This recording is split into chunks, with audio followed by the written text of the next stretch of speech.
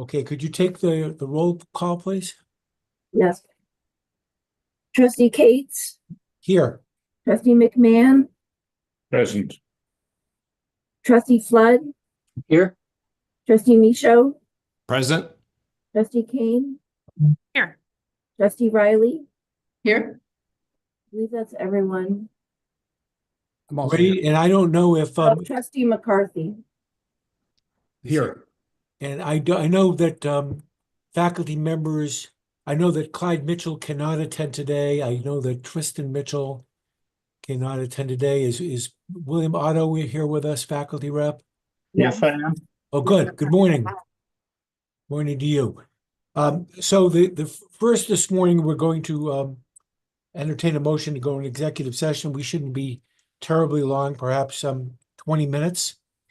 So could I have a motion for the Finance, Facilities, and Technology Committee of the Board of Trustees to go into executive session under the provisions of 1 MRSA Section 4056C to discuss the condition, acquisition, or disposition of real property or economic development if premature disclosure of the information would prejudice the competitive or bargaining position of the University of Maine system.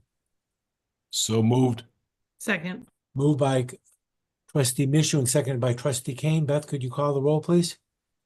Yes. Trustee Cates. Yes. Trustee McMahon. Yes. Trustee McCarthy. Yes. Trustee Flood. Yes. Trustee Michaud. Yes. Trustee Kane. Yes. Trustee Riley. Yes. The motion carries. I'll move you into executive session.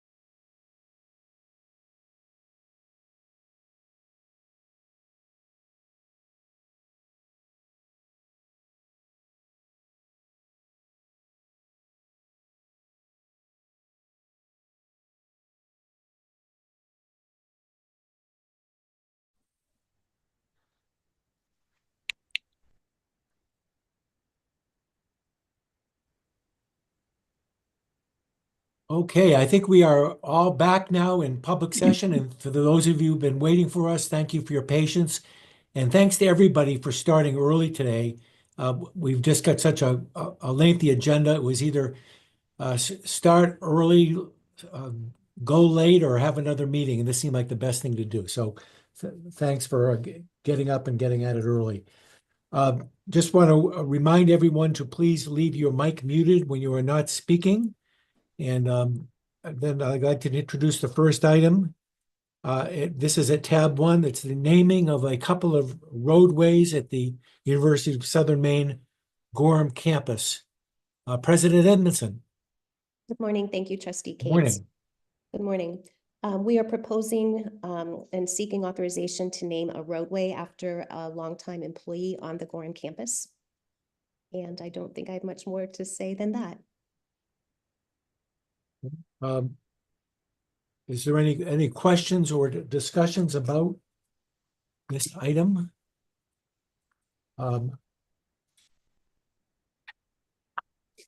Seeing none, let me read the text of the proposed order. We have 2 of these this morning. That the Finance, Facilities, and Technology Committee approves the following resolution to be forwarded to the consent agenda for the Board of Trustee approval at the January 13 board meeting. That the Board of Trustees accepts the recommendation of the Finance, Facilities, and Technology Committee and authorizes the University of Maine system, acting through the University of Southern Maine, to rename a roadway in Gorham with the naming details to be announced publicly at a later date. Is there such a motion? So moved. Second. I'm sorry, who made the motion? Mike. Moved by Trustee Michaud and seconded by Trustee Kane. Is there any discussion? Seeing none, Beth, could you take the vote? Yes, Trustee Cates, Yes. Trustee McMahon, Yes. Trustee McCarthy, Yes. Trustee Flood, Yes. Trustee Michaud, Yes.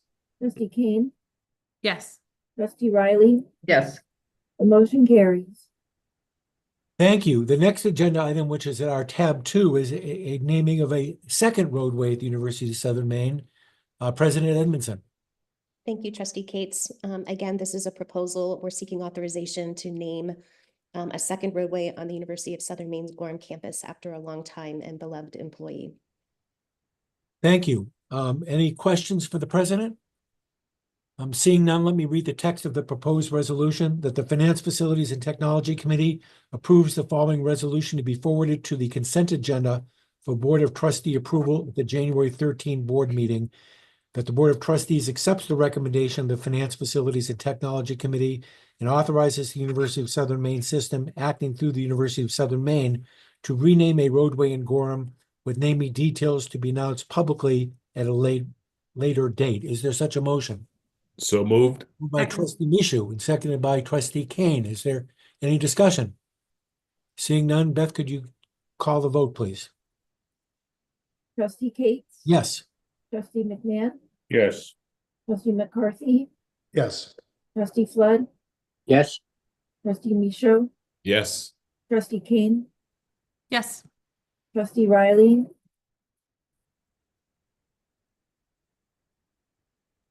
Yes. The motion carries. Thank you. We'll now move on to our next agenda item, which is outlined at tab 3 in our materials. Art Building Pre-Development Agreement. President Edmondson will describe this project for us. Good Thank morning you. again. Yes, good morning again. Thank you. USM is seeking authorization to expend up to $2 million for a pre-development agreement for design services with Great Falls Construction for the construction of a new art building on the Gorham campus. This would allow us to move the art department out of Roby Andrews Hall, which is a historic residence hall on the Gorham campus, into a new facility. And I'll let Justin Swift, our CBO, explain further. Yes, thank you, President Edmondson. The request is authorization for up to $2 million for design for a new art building. If approved, the design process would start in the early spring, and with actual construction starting a year from then. So it's an authorization of up to $2 million. We are working on some philanthropy opportunities there to fund that.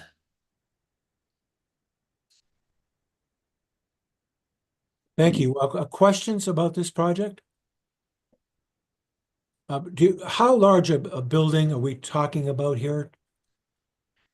It's still, it's being designed based on it still has to go through the design, but probably about a 10 to 12,000 square foot building. And is there a location identified yet? Yes. Okay. Oh, I'm sorry, I didn't see the hands there. Emily, and then Trustee Kane, and then Trustee Alexander. I just wanted to make sure I understood the funding we're talking about today is up to $2 million for the pre-construction design, and it is through a university internal loan. Are those, maybe this is a Ryan question, are those bond funds? Are those? Nope, we use just internal resources. Tracy and Darla work through that with the campuses. It's fairly common sometimes. Yeah. We I remember prefer to did give it. them the resources than have them take it out of their reserves, and it will impact ratios and things like that. So if it makes sense for us, and we need to make sure that it makes sense for us as well at the system, then and Darla and Tracy do that sign off, then we sign off on these, and this is one of those examples. And then it gets paid back through it seems like a variety of funds. If the philanthropy piece doesn't come through, then we come a knocking.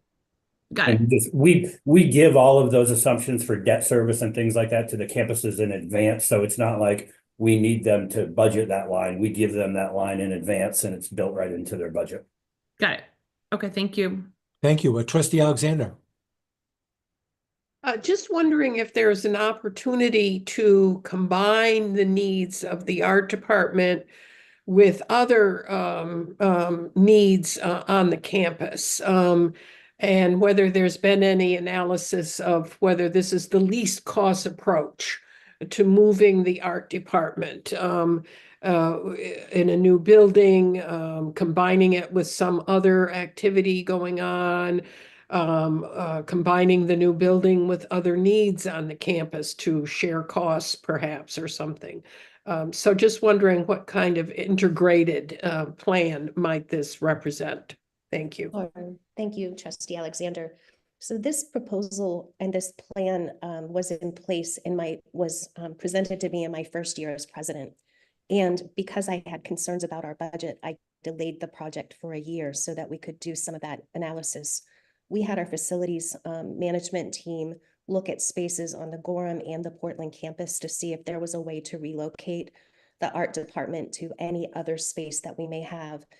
And they did a really thorough job, and we're confident that there is no other space. What's happening in that building is what they call the heavy arts.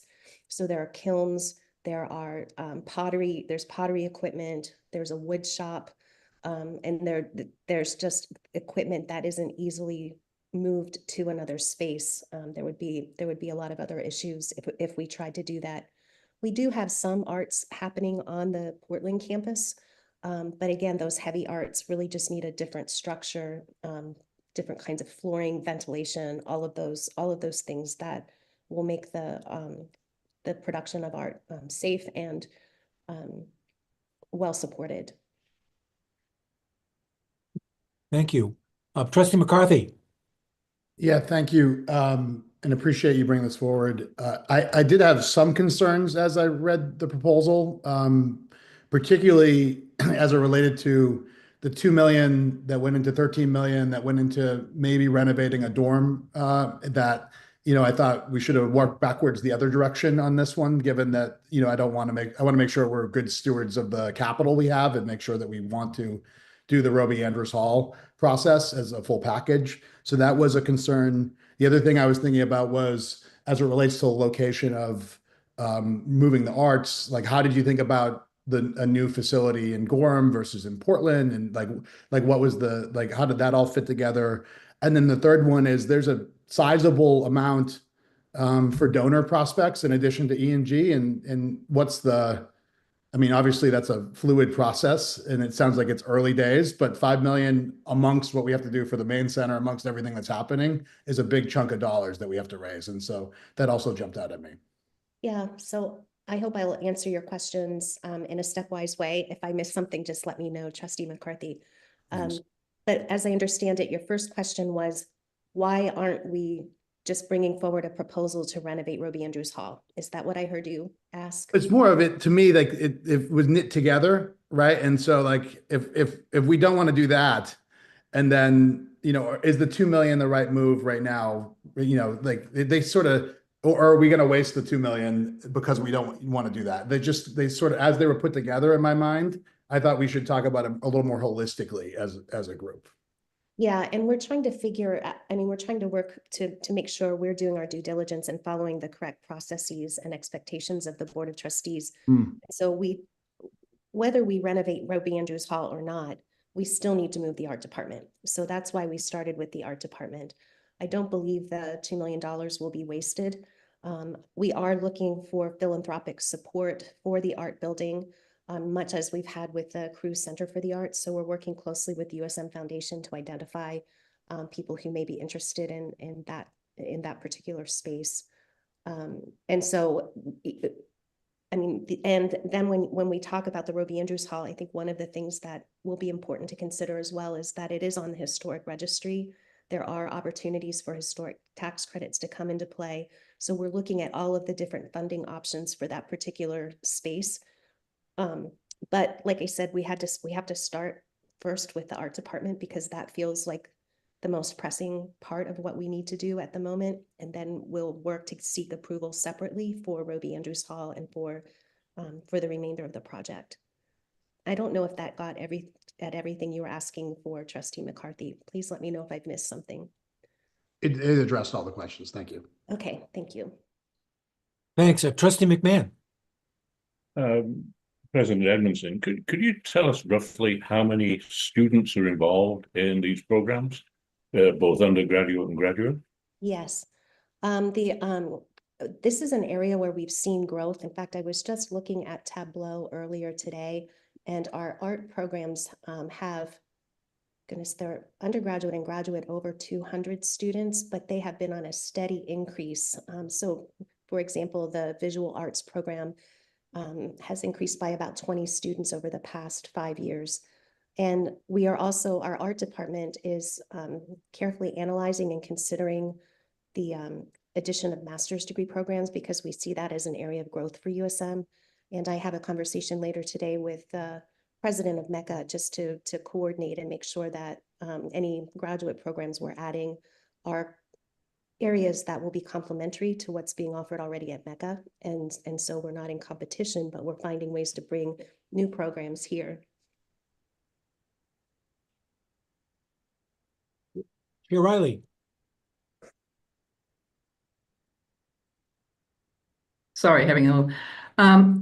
Thanks, President Edmondson. I guess I appreciate that the arts programs are seeing enrollment increases. That's exciting. But I worry a bit about how this loan gets repaid. Philanthropy, there are so many demands to Trustee McCarthy's point on philanthropy.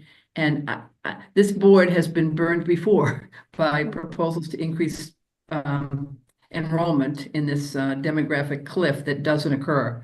So the $2 million I appreciate is a planning initiative, but when you come back for the remainder of the project, I'd really look for a more fleshed out means to repay this. And if enrollment doesn't increase, I don't want to count my chickens that aren't here. So what other strategies are there to make sure that repayment occurs?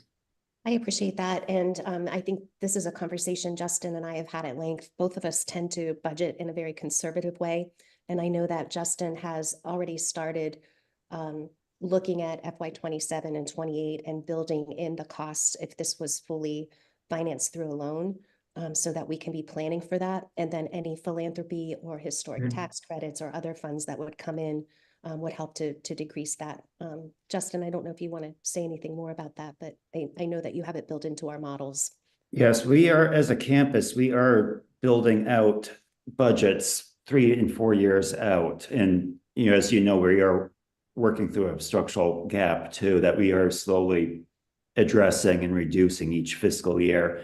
I do build into these budgets the full assumption for debt service, just in case the philanthropic funds do not Good. come through.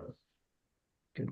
So, Thank you. Justin, could you explain a little bit more about that? Whether the 5 million comes through or not, there's going to be a significant amount of money being funded by E&G funding, apparently, in your plan. How does that get budgeted? Is that in your E&G budget? 1 Yeah, year, so 2 years, 3 years? How do you propose doing that? yeah, we would be financing that. So I'm building in a debt service assumptions into Okay. flying fiscal years. Mr. Chair, we're going to touch on this just a little bit in a future agenda item later on this morning. Thank as you. well. Okay. Lisa. Thank you. Other questions? Yes, Trustee McCarthy. Yeah, thanks, Roger. Can you go through the timeline of when you'll come back with the full project in your mind, and or what the 2 million, remind me what the 2 million gets us, for that process? Yes, the 2 million is the design phase of the project. And we would be coming back to FFT and the full board later next calendar year for authorization or permission for the full construction of the project, which is right now we're working with the not to exceed $15 million, which includes the up to $2 million for the design. Thanks. You're welcome. Justin, not to be cynical, but we have seen a number of projects, including a couple on today's agenda, where the actual construction costs have exceeded the planning costs. What kind of work has been done to determine the ballpark figure of $15 million for construction of this building? Yeah, so we have had some preliminary discussions. We know averages on how much per square foot different construction costs, different types of construction costs. And so we've been working off of those estimates. Part of it too is in that 15 million, we are also assuming a contingency too. So that if anything does exceed our expectations or plans, there is a cushion built into that. Off the top of your head, do you know what percentage that is? Yeah, we about 10%. Okay. Thank you. Other questions for USM on this? I'm not seeing any, so let me then read the text of the proposed resolution.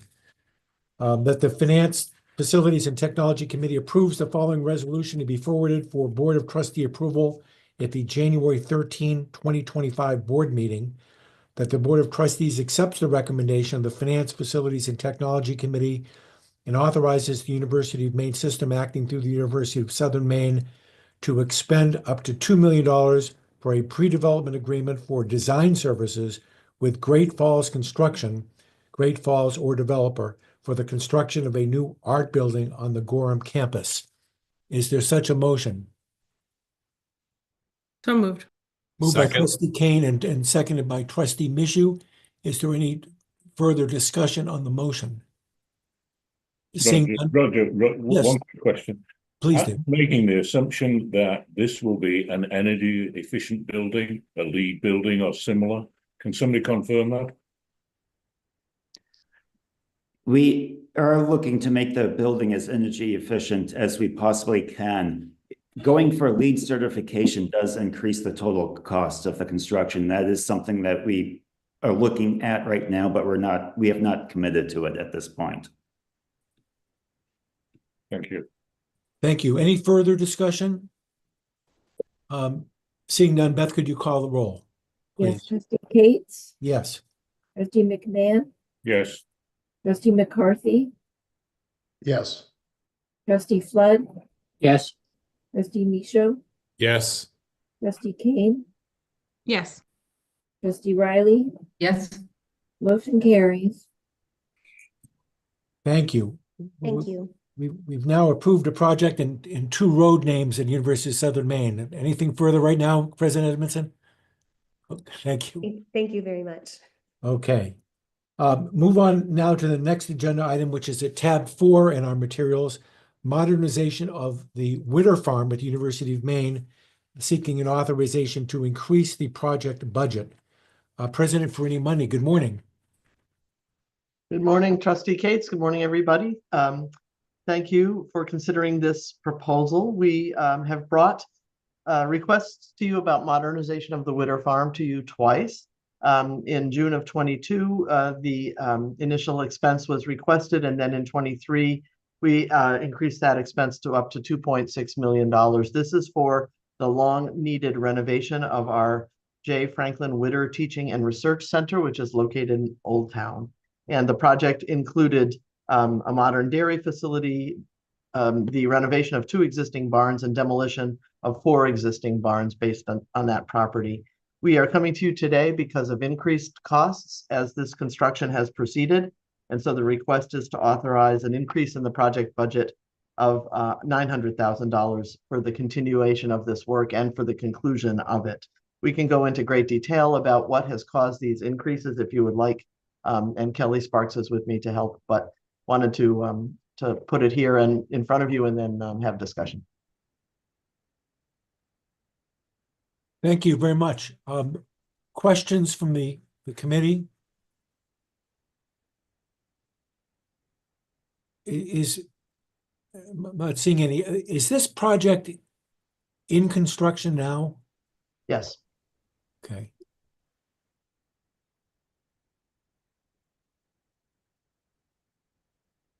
I was just looking at my notes. Thank you. But Trustee McMahon. President Farini Money, could you just briefly outline what some of the problems are that you run into in construction? I'll begin. I'm not looking for your detail, but just right in there. I can give a high-level list, and Kelly can give more detail if needed. Site scope increases, design delays with the steel building, unplanned hazardous waste that needed to be removed. The cost has just increased for the renovation of the existing spaces, cost increases for the removal of spaces, and equipment cost increases, and Kelly can add as needed. We've already demolished the sheep barn and the sheep shed. We've made renovations to the horse barn, and we've started construction of the new robotic dairy facility. Thank you. Trustee Alexander. We just heard a discussion of including contingency costs in estimated activities related to new buildings. And I'm wondering, was that done for this facility, and how much, and why do you think the contingency analysis was sufficient at the time, and what could be done to reform that for future estimates of this kind? Great questions, Trustee Alexander. And Kelly will know some of the detailed answers. I will say that in other work that I'm doing, I'm learning quite a lot about the estimation of contingency costs in large projects. And so I would hope that we can continue to refine how well we do that. But Kelly can answer specifically. Yes, Trustee Alexander, thank you for the question. So for this project in particular, we carried a 10% construction contingency as well as a 5% owner's contingency.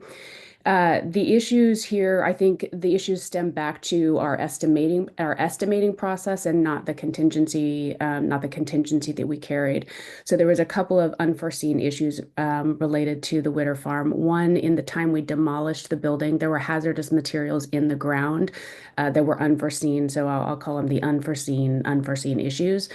So those materials had to be removed. The other was, this is a new robotic milking equipment system, and the estimating that we did for installation of the robotic materials was insufficient, and that installation cost was higher than planned. Those were the two largest drivers of it. The other was the delay in the design of the steel. So we had construction escalation from the time that we designed it in almost 2 years to when we finally, and we had to completely redesign the building because the first round of estimation, as we noted in the materials, came in 2022, and that building was insufficient, and the design didn't meet the needs of the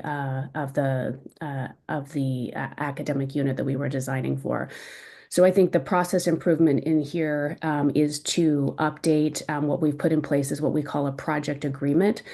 So we are working with our end user or the college, the academic unit, the research unit to better clarify what the scope of the project is before we begin any project. So we do a high level estimate.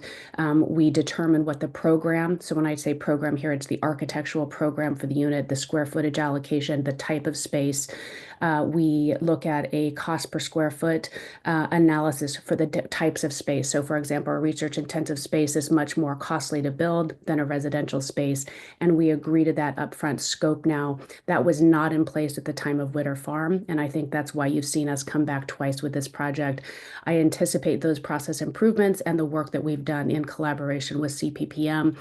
So Gretchen Caitlin's unit to then turn it into a project create after a project agreement or that scope is in place will improve our estimating process and help us keep on budget, on time, and meet the scope that we intend to for the delivery of our projects going forward. Thank you. Other questions? Yes, Trustee Mishu. Yeah, that just raised a question. I never heard of a owner contingency. What is that common in this type of area, and is it 5% usually the going rate or number? Yeah, so when we're in the scoping project, it actually starts at around 15% for us. And as we get into the detail construction, we take that number down over time. So we ask that our contractors carry a contingency, that we agree upon that contingency. And most of our contracts are written that if there's contingency remaining, that gets shared between both the contractor and the university. In addition to that, we carry an owner's contingency on our side that can only be allocated based on the university's discretion to whether it is a scope and create a scope change, whether it is something that was missed during the design process, or adding an additive alternate back into the project at a later point in time if everything comes in on budget. So that's a fairly common practice, and we're trying to change the timing. So keeping it at a higher percentage at the very beginning when project clarity is less penciled in, if you will, and then reducing that over time. So we release those dollars back into the budget as we get closer to substantial completion. Oh, great. Thank you. Thank you. Trustee Flood. Thank you, Roger. Could you explain to me the nature of the hazardous materials? I'm just, I didn't know if these are materials that were found in the ground or in the buildings, or what was the nature of the hazardous material? I'm sorry, I don't know the details there, Trustee Flood. I can follow up with an email with that information for you. Thanks. Thanks. Trustee Alexander. Just to follow up, I was very impressed with the description of the reforms that are being undertaken to help, you can't totally prevent unexplained or unanticipated circumstances, but the reforms that were described here are just very welcome in terms of responding to the situation. And once again, I'm considering whether the resolution ought to make reference to the approval subject to internal reforms with respect to the project development and budgeting process. So that there's some record of the consideration of concern and the university's response, without getting into gory details about that. Could you flesh that a little more? I'm not sure how you're suggesting this be amended. Well, the resolution approves the additional spending. Yes, Not changing that, but having at some place in there, comma, subject to the adoption of internal reforms for the future budgeting process, or something along those lines. And I'm open to wording changes, but some reference to the fact that we've used this as a means of identifying reform, and that is going to be done in the future. And that is why we can approve, or the committee could approve, the additional expenditures. Can I speak to that? yes, please, Trish. I guess I'm agnostic to whether or not to change this proposal, but I think we might be taking one proposal out of context. This is an ongoing problem for us, and it's the reality of construction. So I don't mean to belie that. It's awfully difficult to anticipate some of the things that drive costs up. But it seems to me what we need as a FFT committee and as a board is a brainstorming to sort of think about how we look, what is the process for making construction estimates? How do the campuses work? How does it work with the system? What's the sort of checklist? And how do we make a decision that we're confident that adequate buffer has been built into these proposals to cover unexpected costs? Because this is, as the chairs pointed out, a consistent problem with any construction project, which is the nature of the beast, I appreciate. But how do we protect ourselves? And I think it's maybe an offline kind of in the weeds discussion to think about a checklist or some way, some provision for all projects. So we have some sense of what could happen. Has everybody thought this through? And what are the contingencies in the event of unexpected increases? Emily, let me skip over you just for a second because Ryan's got his hand Skip up. away. See what he has to say. Ryan?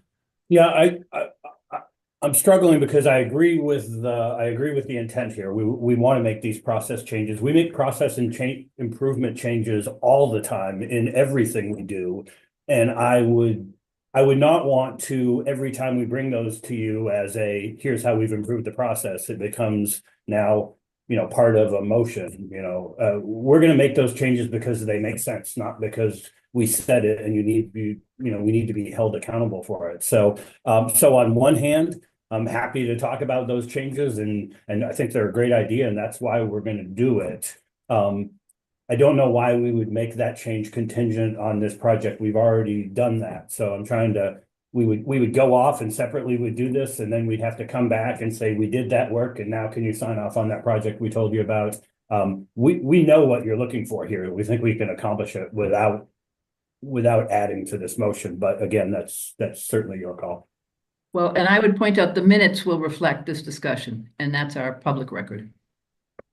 And perhaps this could be the subject of an informational discussion at a future meeting about fleshing this out a little bit more. That makes sense. Trustee Kane. Thank you. Trish and Ryan largely covered what I was going to say, so I will just say in summary, I think the intent of that conversation sounds great, and we're always looking to improve. I don't see a need to amend the resolution to make that happen, and I think we should move ahead. So, thank you. Thank you. Trustee Alexander. To follow up on Trustee Riley's preliminary comments, might we develop a generic policy with respect to what the board would expect with respect to minimum policies and standards with regard to cost estimations? And maybe that's something not yet ready to identify the contents of, but to think about whether that might allow the board to have some notion of what the policy is that we would be looking for with respect to evaluating cost overruns in particular. Thank you. Again, Vice Chancellor Lowe. I think maybe we should do the education piece. This is stuff that we cover in administrative practice letters. So we have all of that information. Happy to present that information to the board. And if the board thinks that the information in the APL is not covering it or can be improved, then happy to engage in that conversation like we would any board or APL policy. If that's trustee. Yeah. Sounds good. Why don't we do that on our next agenda if we have room for it? Absolutely. Thank you very much. Yes, Kelly Sparks. Just to respond to Trustee Flood's prior question regarding the materials, we found that there was asbestos lined pipes below the barn that we removed. In prior as-builts, it had been shown that these pipes had already been removed. When we got into the ground, we found that they were still there, so they needed to be removed for safety. Thank you for the opportunity to respond. Thank you. Any other discussion on this agenda item? And there being no motion to amend it, I'm just going to read the resolution as drafted. That the Finance, Facilities, and Technology Committee approves the following resolution to be forwarded for Board of Trustee approval the January 13, 2025 board meeting. That the Board of Trustees accepts the recommendations of the Finance, Facilities, and Technology Committee and authorizes the University of Maine system acting through the University of Maine to increase spending from $2.6 to $3.5 million for the construction of a new modern robotic dairy facility, renovate 2 existing barns, and demolish 4 existing barns located on the J. Franklin Witter Teaching and Research Center in Old Town, Maine. So moved. Moved by Trustee Michoud and seconded by Trustee Kane. Is there discussion on the motion? Seeing none, Beth, could you call the roll, please? Trustee Cates, Yes. Trustee McMahon, Yes. Trustee McCarthy, Yes. Trustee Flood, Yes. Trustee Michoud, Yes. Trustee Kane, Yes. Trustee Riley. Yes. The motion carries. Thank you. We'll now move on to agenda item, which is at tab 5 in our materials, a land donation to the University of Maine, Hillard Street, Lot 27C in Old Town. President Farini Mundy, welcome back. Thank you. We are bringing to you a request for approval to receive a parcel of land adjacent to the Witter Farm property and to the university's bike path in Old Town at Lot 27C, which is actually at the corner of Hilliard Street and Perkins Avenue in Old Town. This is 0.46 acres of land. It is undeveloped. It could potentially be developed into a small parking lot for access to the bike path system. And we request your authorization to receive it. Thank you. Thank you. Questions or from the group about this proposal? Seeing none, let me then read the text of the proposed resolution that the finance, excuse me one second. Pardon me. That the Finance, Facilities, and Technology Committee approves the following resolution to be forwarded for Board of Trustee approval at the January 13, 2025 board meeting.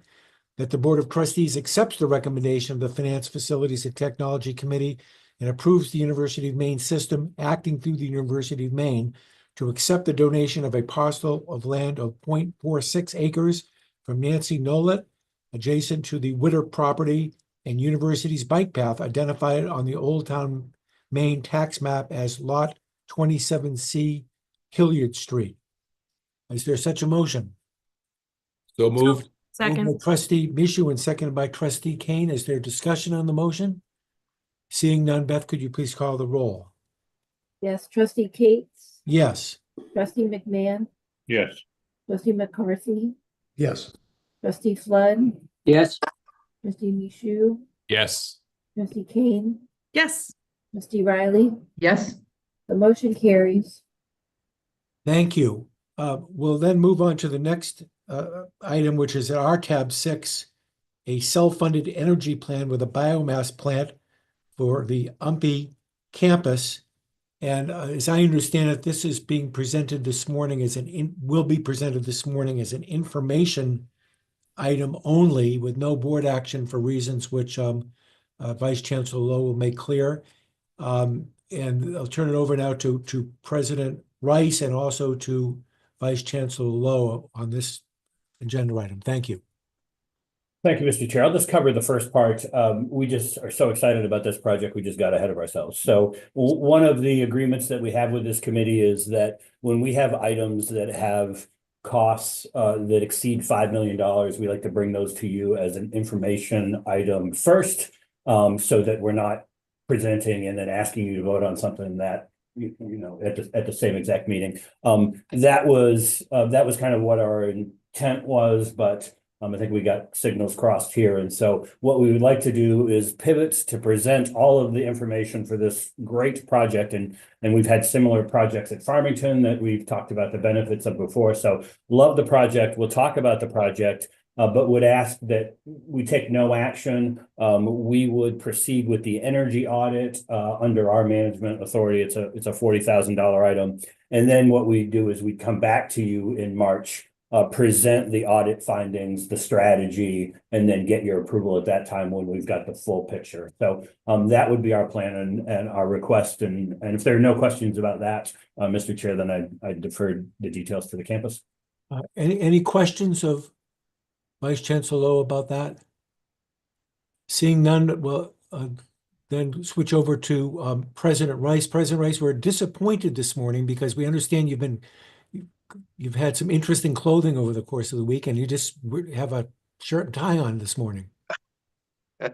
I thought it might be best if I went slightly conservative and wore my Jerry Garcia holiday tie with a white shirt instead of one of the sweaters. But I will have sweaters both tomorrow and Friday.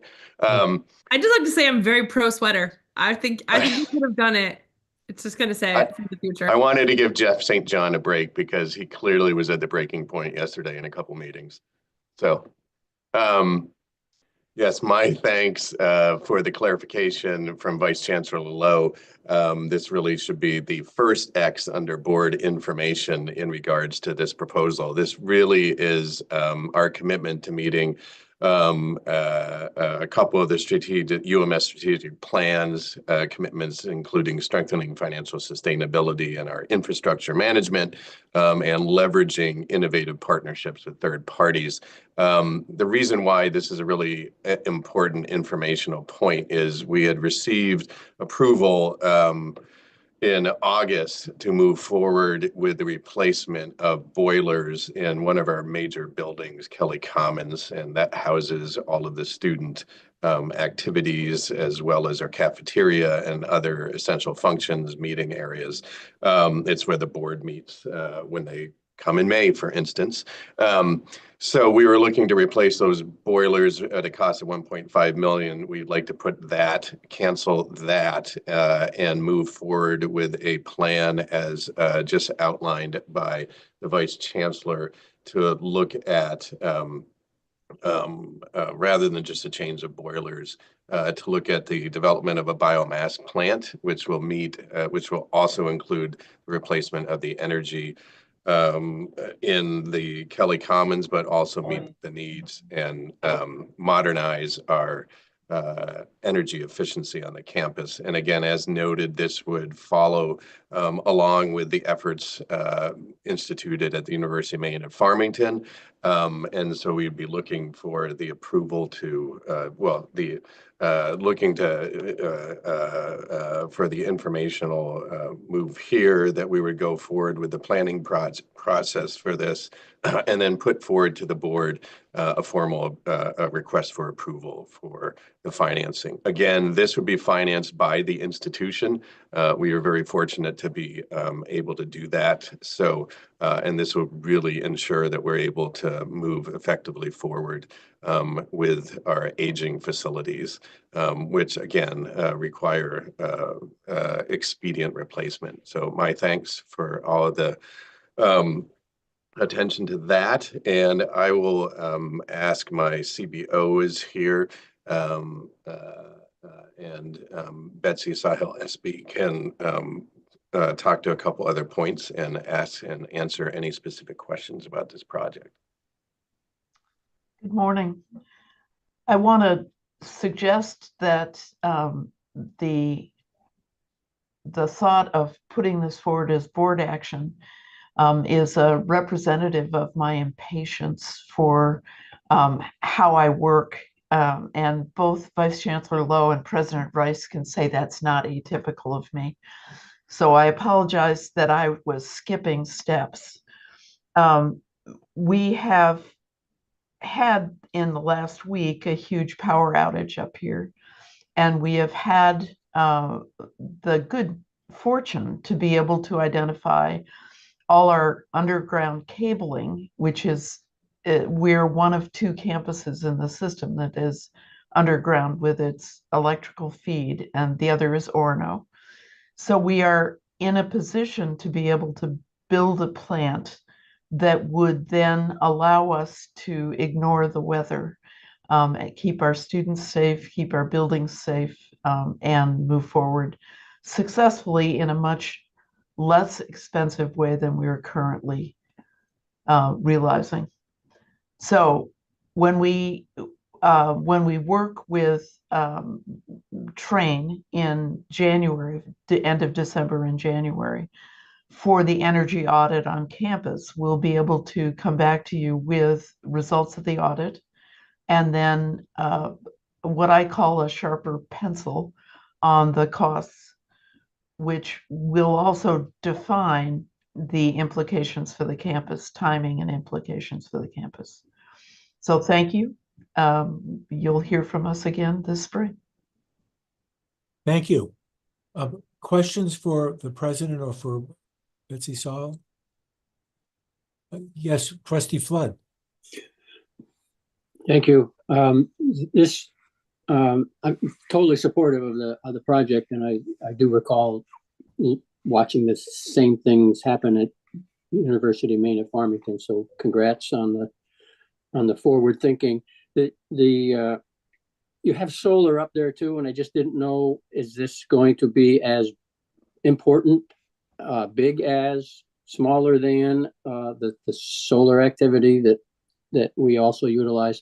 Just again, it's a layman's question, but how do these 2 things complement each other? Thanks. What I can tell you about the solar is that we've realized a savings of upwards of 20% off our electricity bill. It's all pre-meter rather than post-meter, but it goes into the grid and then we see a savings. The notion is that we can marry the work on campus with the biomass plant with the solar and be able to realize a much greater savings. Thank you. Trustee Alexander. I was intrigued with your statement that somehow you could ignore the weather. Are you intending to disconnect yourself from the CMP system with these new, no. Okay. No, Please explain to me what you meant by that. What I meant by that is that we are a campus that has 2 working generators right now. The cost to put the campus on generators would be somewhere in the neighborhood of $1.5 million to $2 million. Each one of our residence halls, each one of our academic buildings and administrative buildings has pipes and has the demand for heat and electricity, regardless of whether we have a generator on it or not. In this last week, when we lost power, we had to move a generator from building to building in order to both heat and save pipes and to serve our students. So Kelly Commons was the primary location and we kept feeding students there, but we didn't have internet. So the notion of being able to keep people safe, sound, secure, and keeping our buildings safe, sound, and secure is primary. We can either go to putting individual generators in locations, or we can go to powering the campus. Now, obviously, it would be expensive to power the campus with generators. What we would like to do is find a way that's between the system. Versant is our supporter, our provider of energy. We'd like to be able to not ignore Versant, but we'd like to be able to identify a way to keep everything safe and secure, even when Versant can't provide energy to us. Well, I'd be interested to hear how you think you can do that. Electrons obey the law of physics. But anyway, I'm sure you'll be reporting more on that with your studies in the future. Yes, thank you. Thank you. Trustee Michoud. Yeah, quick question on the biomass facility. Are you working already with to try to get your feedstock available, and how's that going? Because I know there's more interest. There's a lot of interest now throughout the state in biorefineries and what have you, and they'll need feedstock. So you've been negotiating with landowners on that, or?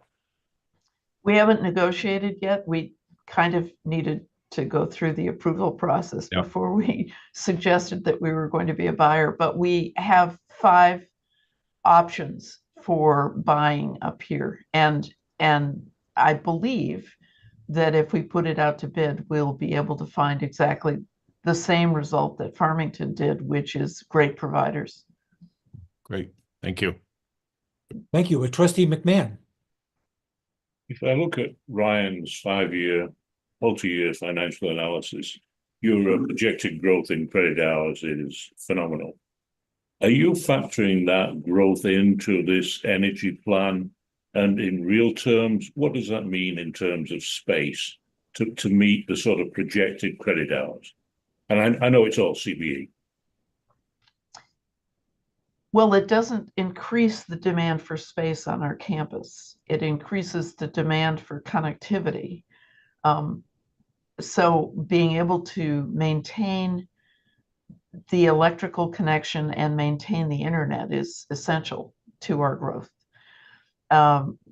We are predicting a huge increase, and I can't imagine that as we see the growth semester over semester or term over term, that we're incorrect with this. We're building a very strong curriculum and adding to it all the time, and building an enormously strong following.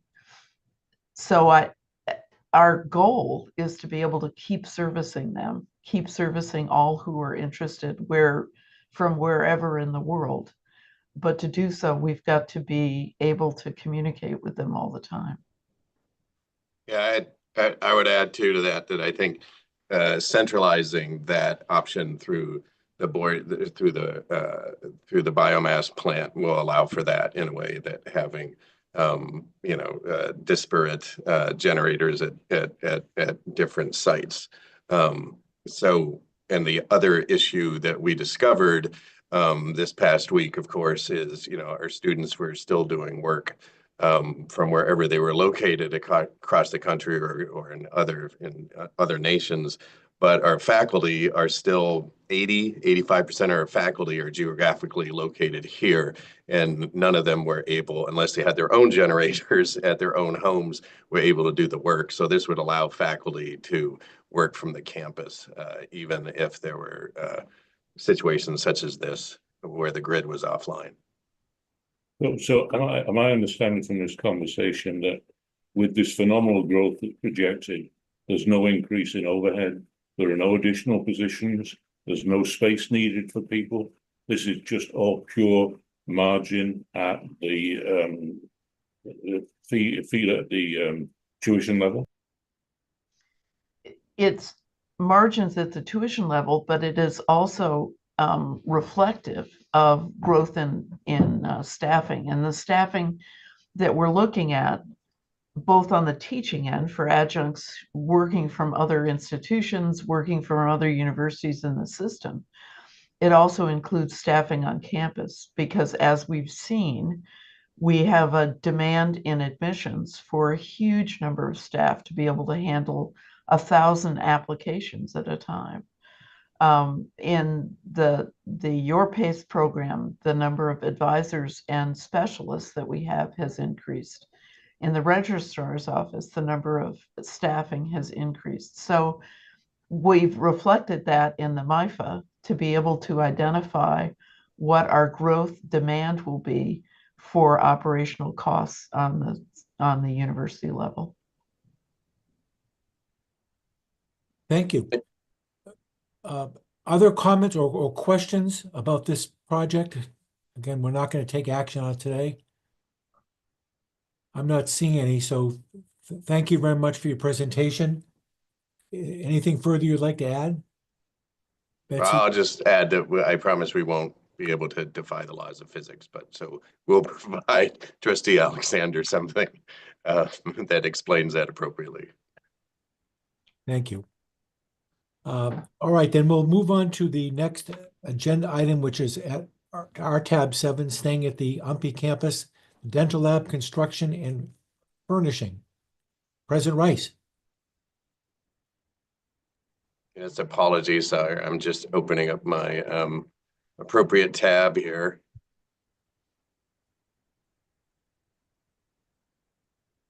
In our materials, it's 7. Huh?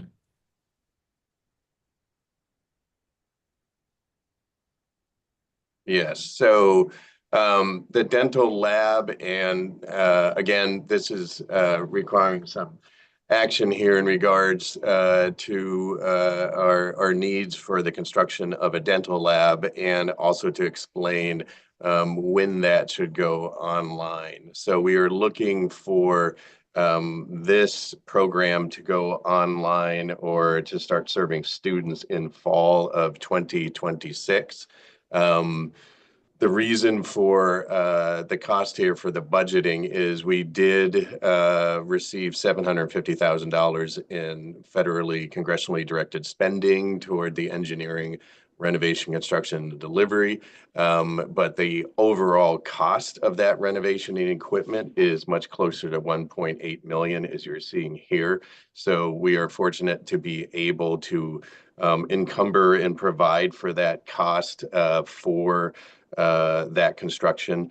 Part of that is because of the necessary work that has to happen in Wadeen Hall to allow this basically freestanding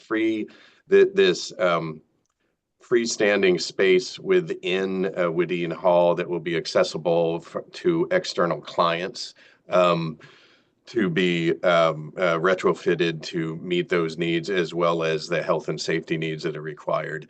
So that has really pushed the authorization to increase the budget by just over $1 million, or $1,550,000. That also we needed to receive approval from the federal agency, which just occurred about 2 months ago. They made a visit to the campus and approved that site. So again, that was that deferral of activity was required because of the realization of the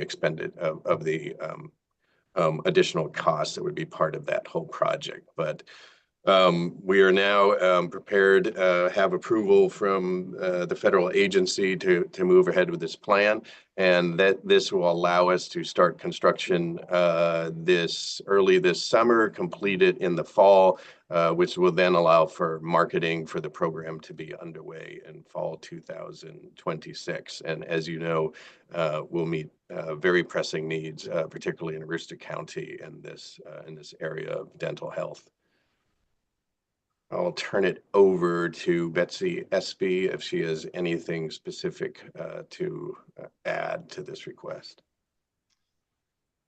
The only thing that I will add is that we have a large number of dentists in this area who are publicly, valiantly speaking out in favor of this. They, in their own offices, have a terrible time finding trained and talented dental assistants, dental hygienists. And they've all come to visit to see where this new dental lab construction will be, and are very pleased with it. I should give you 2 seconds of explanation in that we moved the physical therapy associates program from this location over to Folsom Pullen Hall and built what is an allied health delivery now with PTA, the physical therapy, the nursing, and the medical lab technology. Added to that now, we have the dental assistance program. So it becomes a great public health, allied health offering for Presque Isle, but also for the county. Thank you. Thank you. Questions? Maybe Betsy, maybe this is for you, but these additional costs, are these costs which we anticipated we would have to incur as a kind of a cost of accepting the earmark, or are these unexpected? I know in the materials we have talked about a change in building codes, and I was hoping you just flesh out a little bit more why the increase. Oh, yeah, Betsy can give more specific details about that, but I will point out that this started just prior, the discussions and proposal for this began prior to COVID. So it were the exceptional increases in costs as a result of the pandemic that really started pushing the budget quite quickly, as well as other factors that Betsy has noted. You know, when you go into the dentist now, it's like being treated with Martian apparatus around you. And that air handling, the design of safety for a dental unit has changed drastically over the last 5 years. And 99% of that change is the reason for the cost increase. Thank you. Other questions?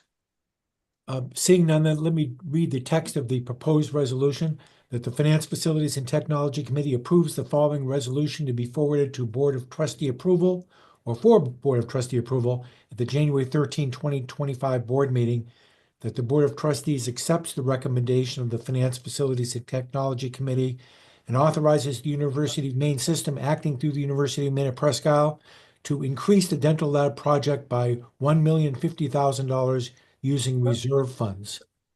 Is there such a motion? So moved. Moved by Second. Trustee Mishu and seconded by Trustee Kane. Discussion or questions on the motion?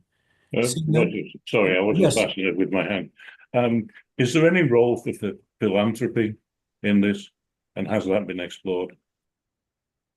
We have looked at philanthropy. We've looked at capital project support through philanthropy. We have not looked for friends of the university or graduates of the university who might want to donate. Our reason for that is that we're just not able to do everything all at once at this point. But we are certainly looking for gifts or donations or grants, and would hope to be able to use some of that if we were lucky enough to find it to offset the cost.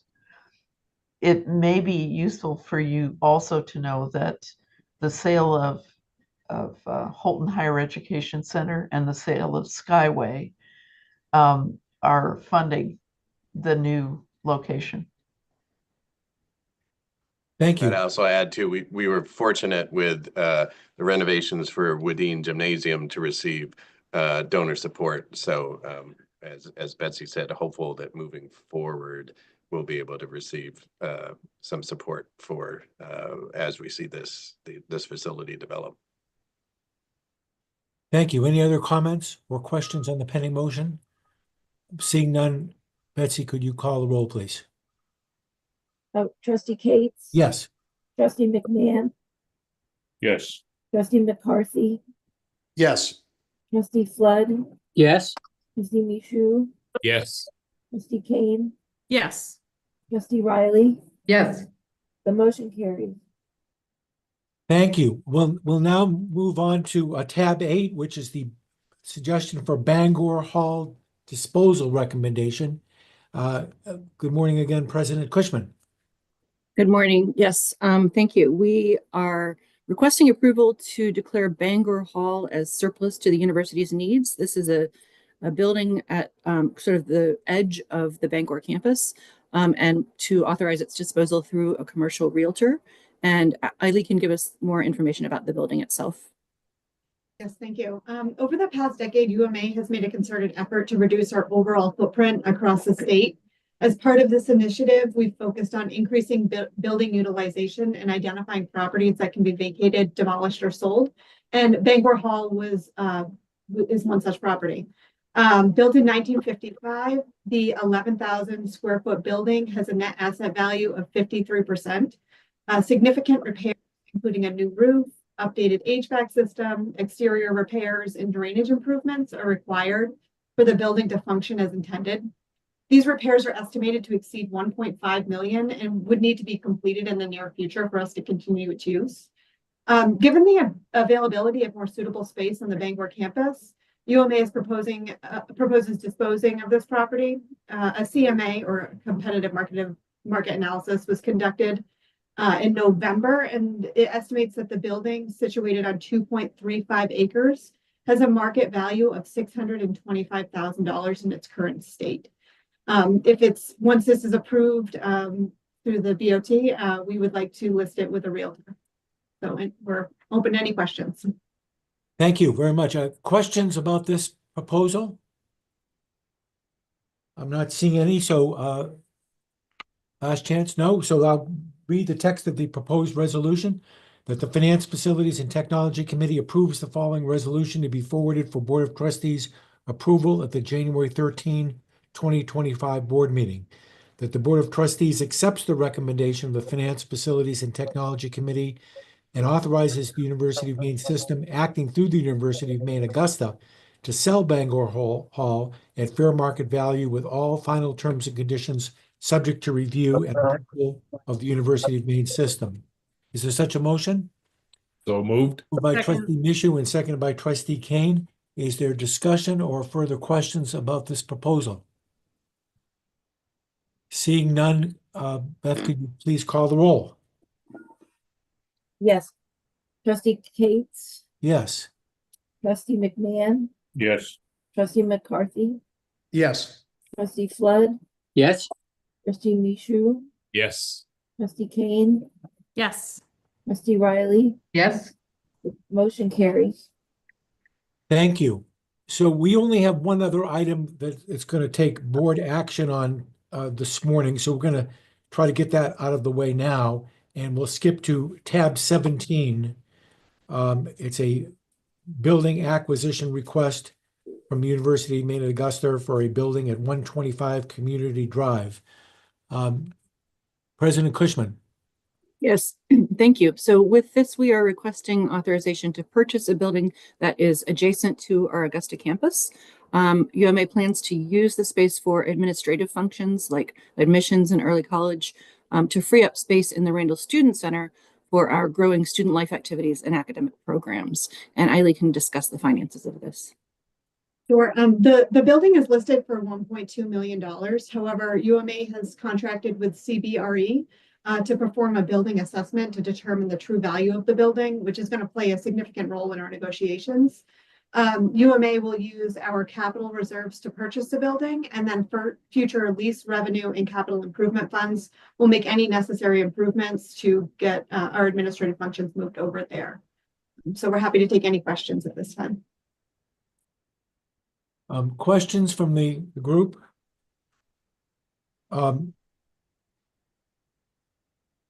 Ryan, the source of the financing for this purchase is not included in the proposed resolution. Is that usual?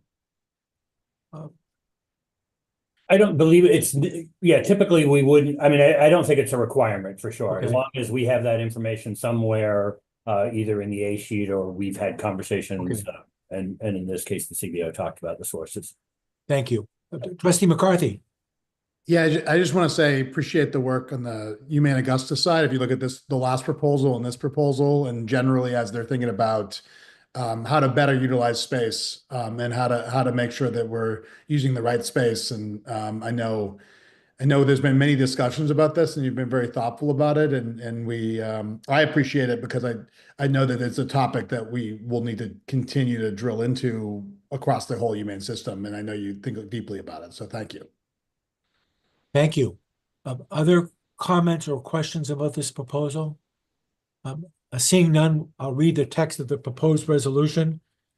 That the Finance, Facilities, and Technology Committee approves the following resolution to be forwarded for Board of Trustee approval at the January 13, 2025 board meeting. That the Board of Trustees accepts the recommendations of the Finance, Facilities, and Technology Committee and authorizes the University of Maine system acting through the University of Maine Augusta to purchase the 14,350 square foot commercial building at 125 Community Drive in Augusta, with all final terms and conditions subject to review and approval of the University of Maine System Treasurer and General Counsel. Is there such a motion? So moved. Moved by Second. Trustee Michaud and seconded by Trustee Kane. Is there questions or discussion on the motion? Trustee Alexander. I wonder if the committee would be open to an amendment to the resolution, which would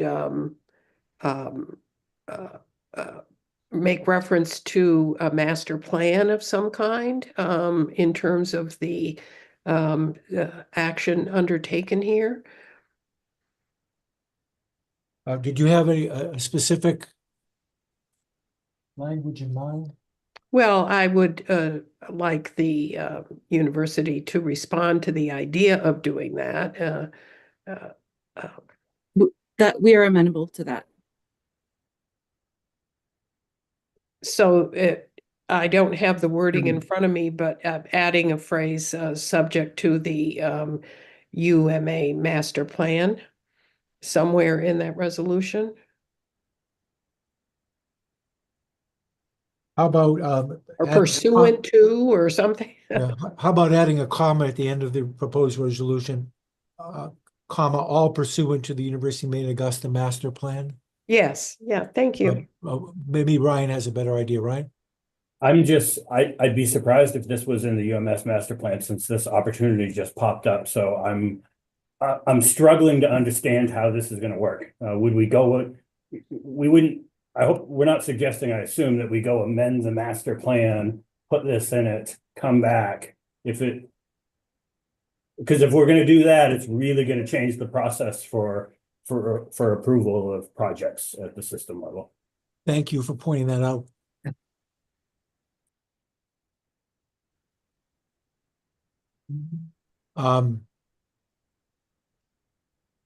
Any other Trustee Alexander? I mean, he obviously makes a good point there. Do you have any further suggestions?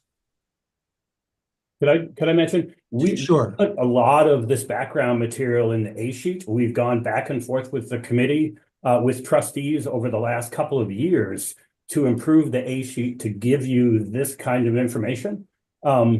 If it's not adequately addressing the information that you're looking for, then perhaps we have a conversation about the A sheet and is there material in the A sheet that we should be addressing as part of these, because we've made a concerted effort over the last few years to get in the pieces about unified accreditation and how campuses are working together. And again, if there's a gap, let us know.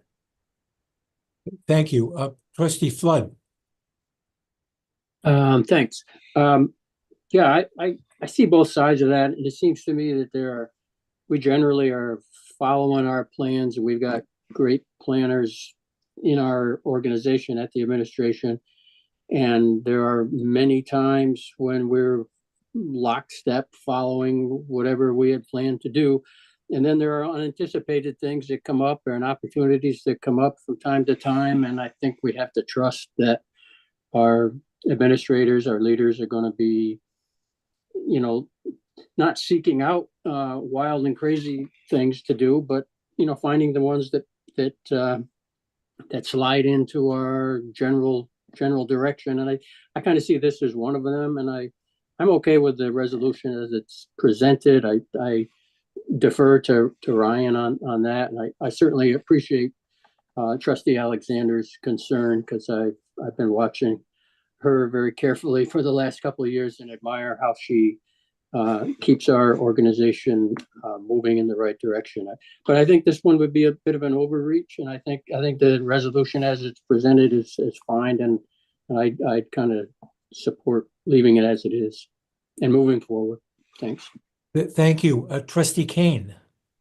Thank you. I agree with what Trustee Flood said. The only thing I would add is I think all of our resolutions operate inside the context of all the other processes we have and the conversations that we have. And I think this particular vein of space we are both taking offline and putting online is one we've been extremely diligent about, both in keeping front and center as a board and as a committee over the past many years, and also we've improved our processes to be even more eyes on it all the time. So I concur with Representative Trustee Flood. Excuse me. Thank you, Senator Kane. Chair Riley. Yeah, I think the worry is the resolution includes a phrase, no other consideration of action is required. And what we know from the presentation is buying a new building means reconfiguring places, and that will come back.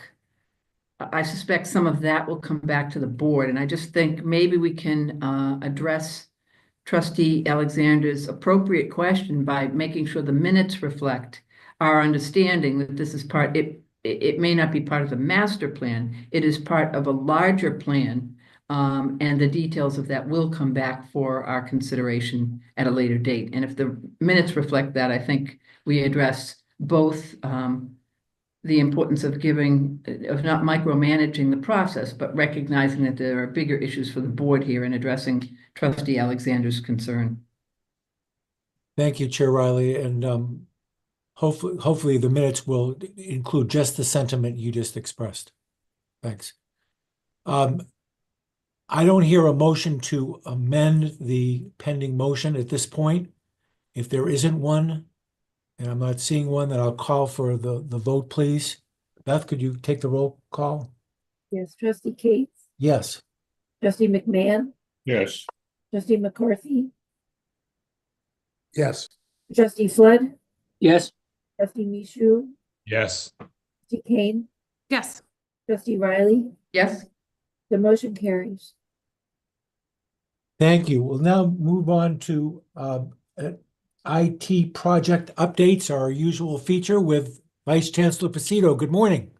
Good morning, Chair and members of the committee. Appreciate the opportunity to provide you a short update on information technology initiatives currently underway across University of Maine system. So these projects are critical to strengthening our technological infrastructure and improving efficiency. And I've specifically selected a small sample of projects that are related to the final steps of our unified catalog project that you'll be interested in. But we want to first just point out that we have, I think it's over 100 active critical projects right now. So the teams are working very hard behind the scenes on lots of things. I also wanted to just take a minute to thank the staff, the presidents, the executive leaders on every campus. I'll run through these statuses pretty quickly. It'll sound like everything is rosy and everything went well and it's all going smoothly. Behind the scenes, people were bleeding and sweating and really going above and beyond to get these things done. So thanks to everybody who participated in these projects.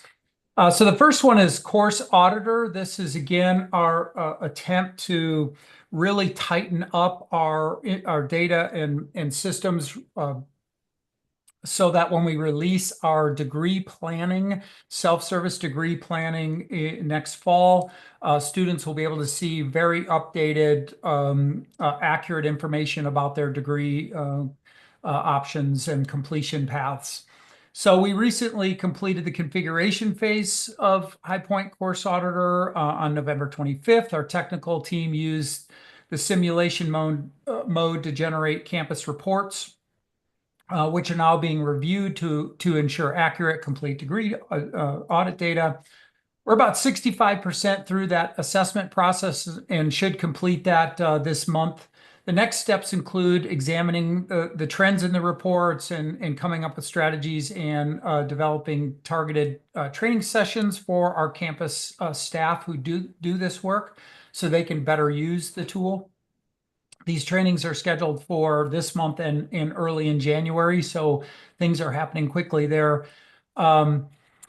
And our target is to complete this work, system-wide data cleanup, and really just tightening this. Met with many groups on this, and they did want to convey that this work has been underway for about 2.5 years, and that's why it's so difficult to talk about the Unified Catalog Initiative. Is so many steps that have gone but prior to this to make all these things possible. So the university's been working on this for a long time. Next one is Course Merchant. We were able to finally complete this. This will greatly benefit our student user experience in Brightspace. To say we work closely with Brightspace and the Course Merchant vendor, to put it mildly. This will support both main.edu and external users. It incorporates single sign-on and directs users to a Course Merchant storefront that we'll be able to leverage for a number of things.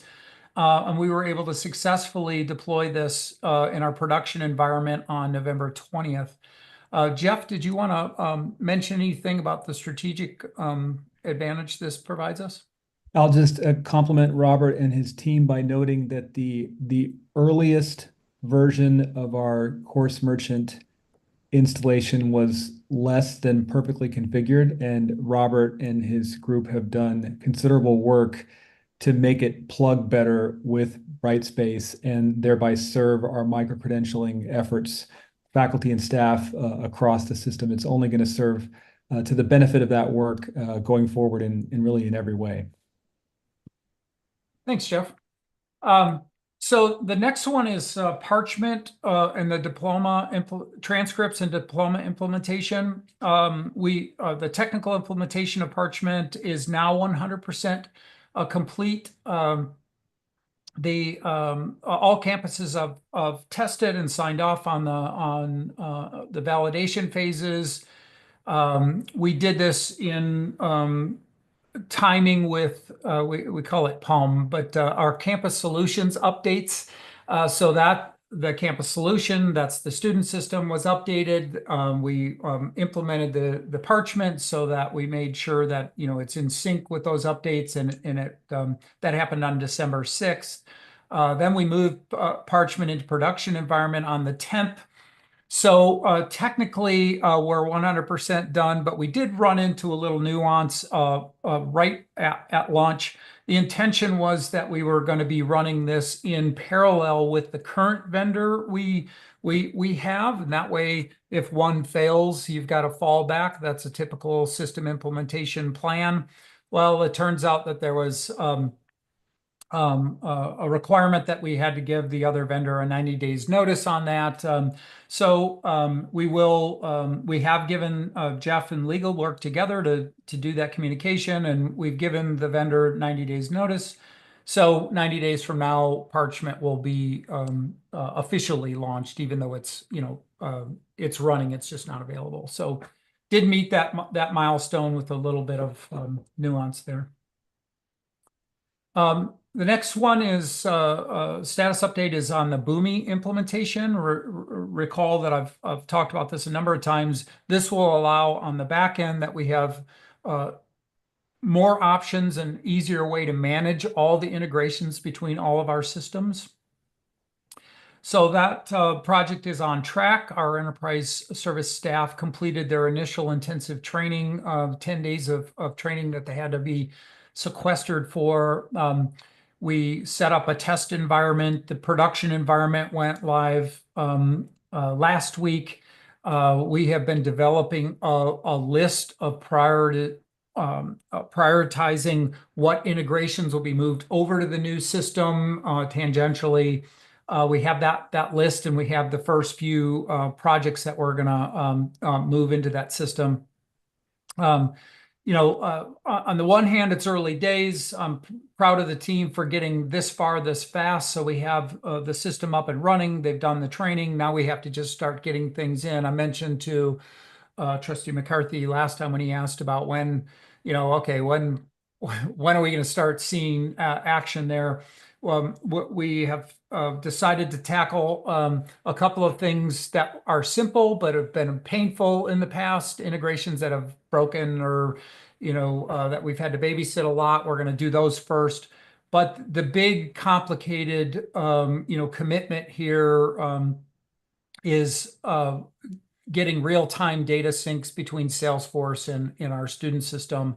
That will be our big priority project. So we'll have some sub projects under there so that we can learn and develop our skills in Boomi. But we'll be moving immediately to be trying to get that Salesforce sync going. That's something that all the universities need, but UMPI in particular, because their time frame for decisions and process is just tenfold of what the normal expectation is. So I'm excited about the work there. Final project update is the Unified Course Search. This is again one of those tying the bow around unified catalog. We have initial design being completed with the vendor that we're working with here. We'll obviously refine the design throughout this month in January. And the project, if you want to put a percent to it, it's 10%, but it still remains on schedule for completion this spring. So the end of the spring semester, we will have a very important component of that unified course search. I want to give a shout out to folks like Rosa, who has been, on a committee who's worked on a unified course search tool. The IT custom programming team, universities, deans have been involved in this unified course search project for a long time. There is a tool out there right now. When we release this, we'll have processes for making sure we have good rotational processes for checking the data and updating the data, but also that the user interface is a much easier, seamless student experience. And I'm really excited to see how this will transform even at the community college level, where a student sitting in one of our partner institutions and they're interested in moving on with us, they'll be able to sit down and look at their courses at the community colleges and see how they transfer in and where they can go at one of our institutions. So I'm hoping that will really streamline the transfer pathway.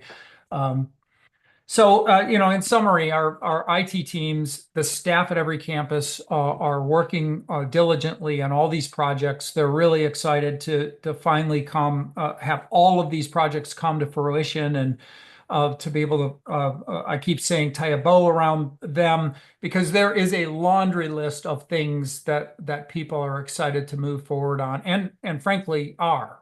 So it's not like we're not doing the other things, but it will be nice to have these in our rear view. So thanks for the time today and happy to answer questions. Thanks very much. Questions for the Vice Chancellor? Trustee McMahon?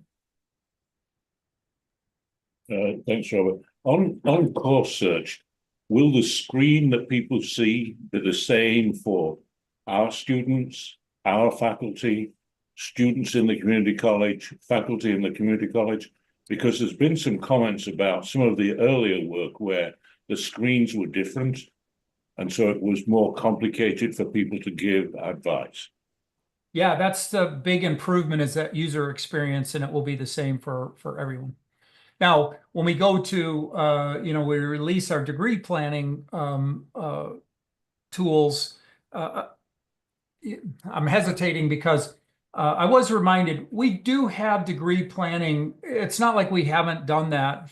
That's an important part of a student's career progression. They have to know what courses they need for degree planning. So I don't want to say that we haven't done it. But when we release the new tool, it will be so much easier, intuitive. The interface will really lend itself for all students from varied backgrounds. That will be slightly different for people who don't have a login than people who do, because they have the ability to then go and add things to their cart and so forth. But yes, the idea is it's going to be a seamless interface for everyone. Does that make sense? Thank you, sir. Thank you. Other questions for Robert? I'm not seeing any, so thank you very much for your presentation again, and I look forward to hearing the updates. Thanks. Lastly, before we take a break, at tab 10, we have an offsite location report from the University of Maine at Augusta. And just to remind everybody, we've asked for a great deal of information about the various centers across our system, not just UMA's. We had a report last time from the University of Maine with respect to their locations, including all the extension locations. This morning, we're going to follow up again with UMA. We don't have a great deal of time set aside for this today, but this is not going to be, I'm sure, the last time we visit this, and I'm sure there'll be a number of questions and requests for further information going forward, and we'll continue to discuss this. So we do have it set for this morning, and President Cushman, welcome back again. And if I don't know who's going to present this on your end.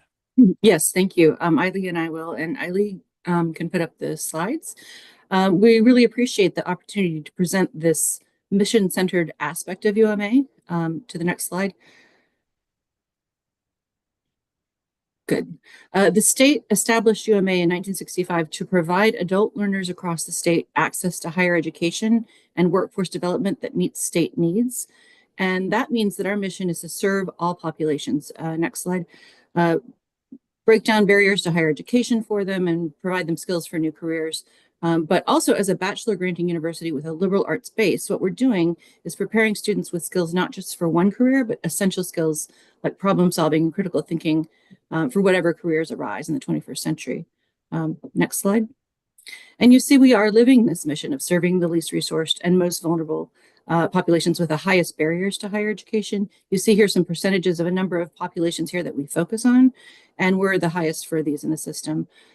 Over the decades, we've developed and adopted good practices to serve this mission and these populations, including things like flexible times and credentials and multiple modes and access points like distance education and locations throughout the state that can provide access for rural populations to online learning, since many Maine households still don't have reliable broadband, and as well as in-person student support. The least resourced often need that personal connection, especially when problems arise. So both online and in person, like with online banking, many of us do most of our banking online, but if there's an issue or a question, we want to talk to a person.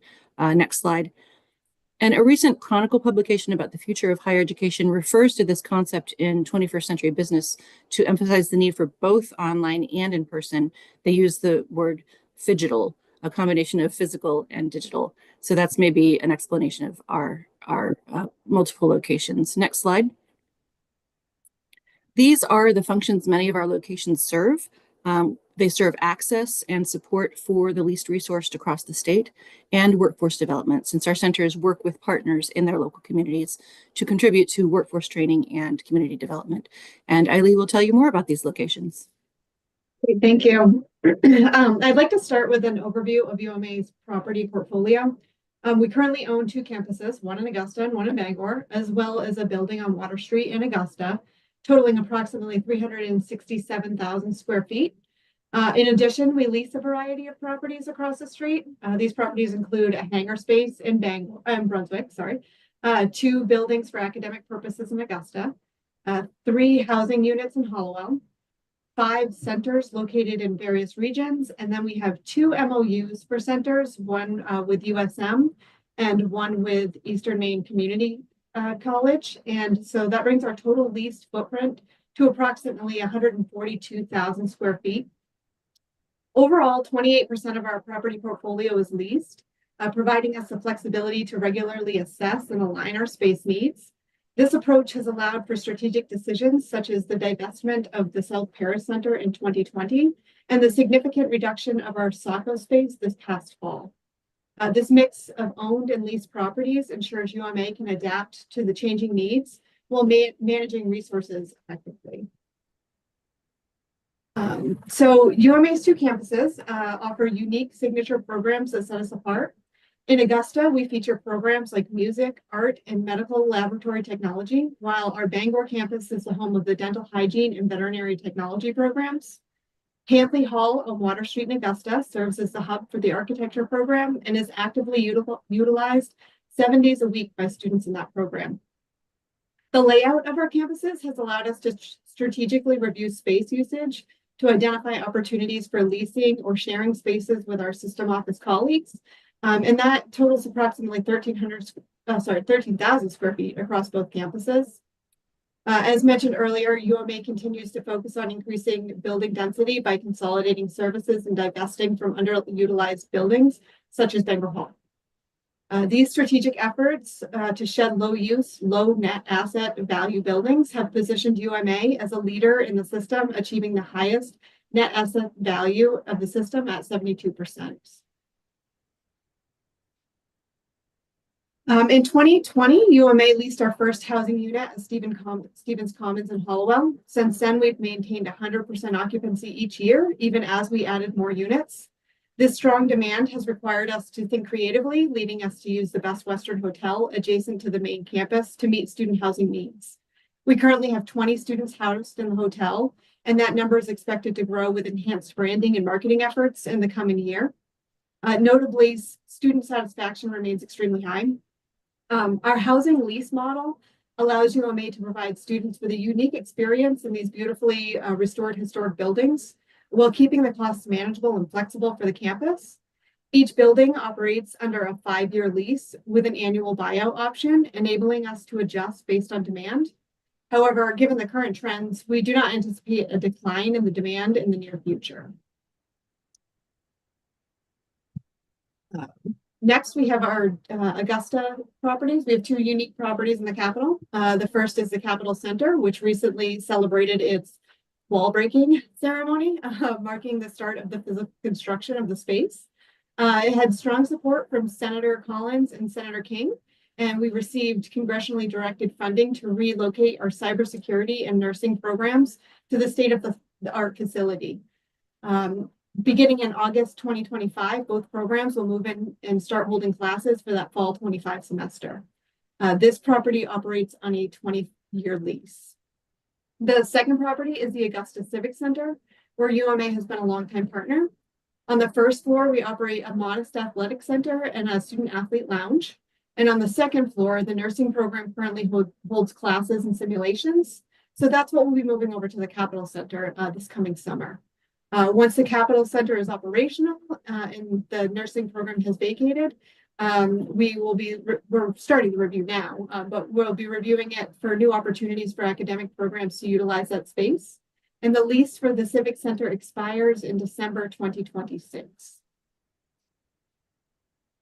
Now I want to turn your attention to our centers, which are divided into two groups by geographical locations.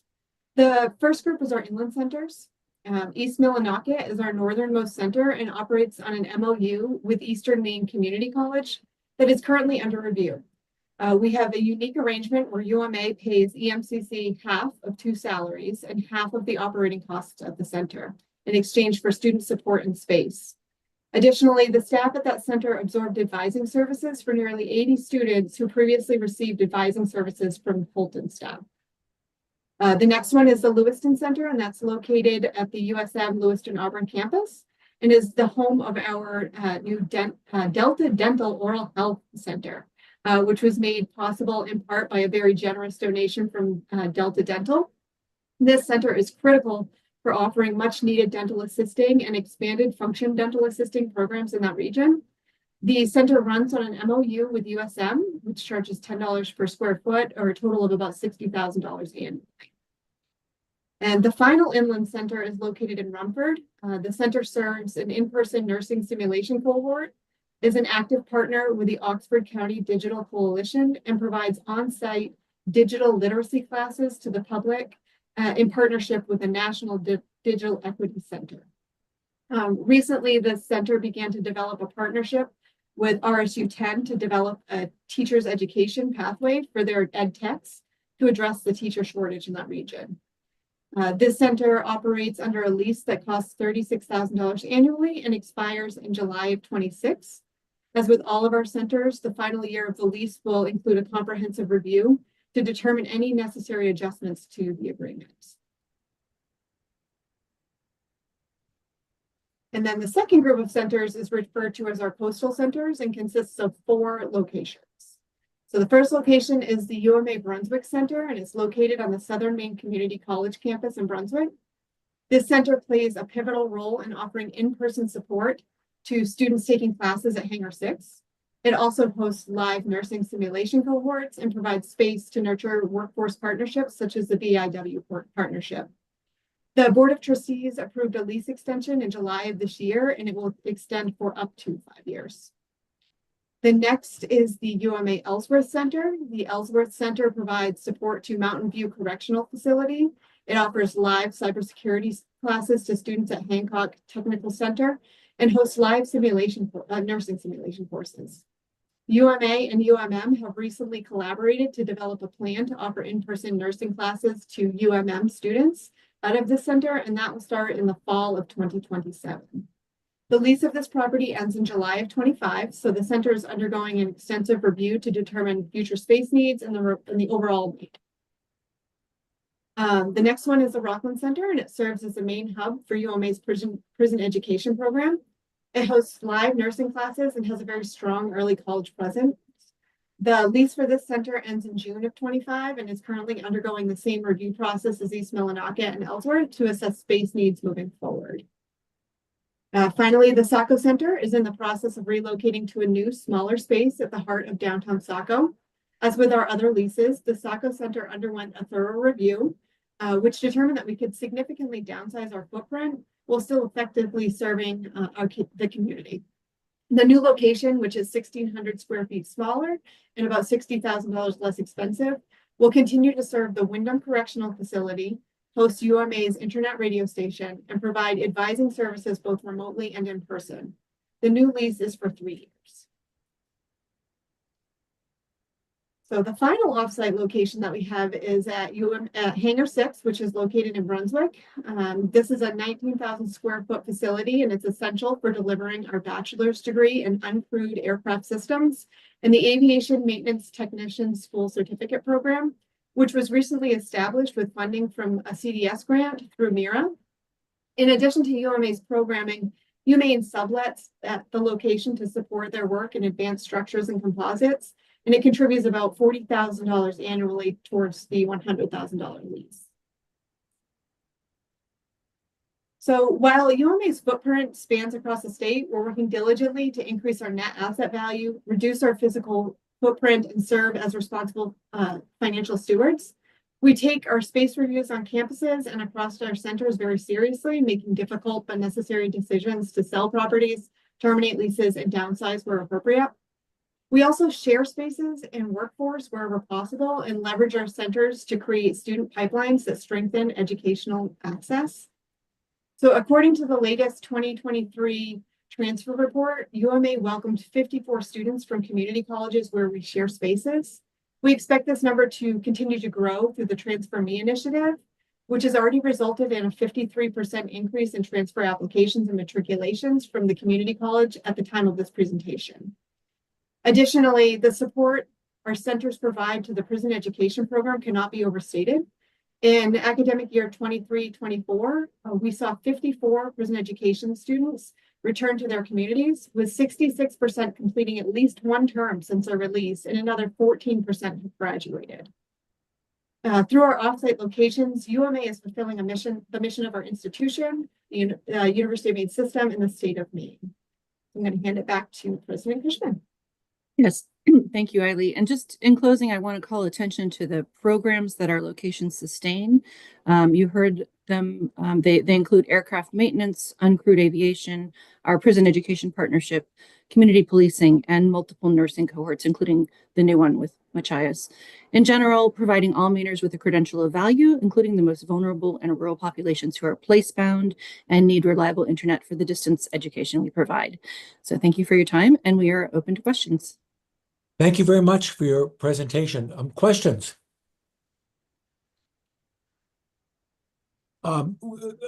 Yes, Chair Riley. That was a great presentation. I continue to have a couple of questions. One is more generic, since your focus on adults and your mission is important, but as more universities take up the adult population, should we think about these centers differently as being centers for everyone in all programs, if in fact they're still all needed? And I guess if we're focusing on populations who are, in your words, vulnerable, what are the hours? My understanding is these places are open 9 to 5, and shouldn't they be open evenings and weekends? And I was particularly struck with the Rockland Center. I think for all the centers, we need to know more about the staffing costs.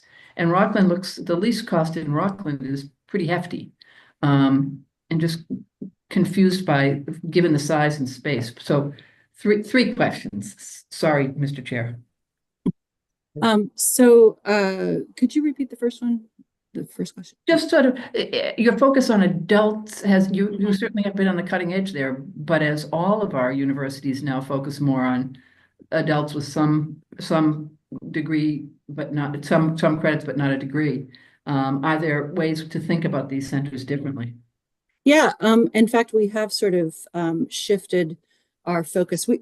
I would say we were founded to serve adult learners, but we've grown into kind of a locus of lifelong learning. So we are serving vulnerable populations across the spectrum of age.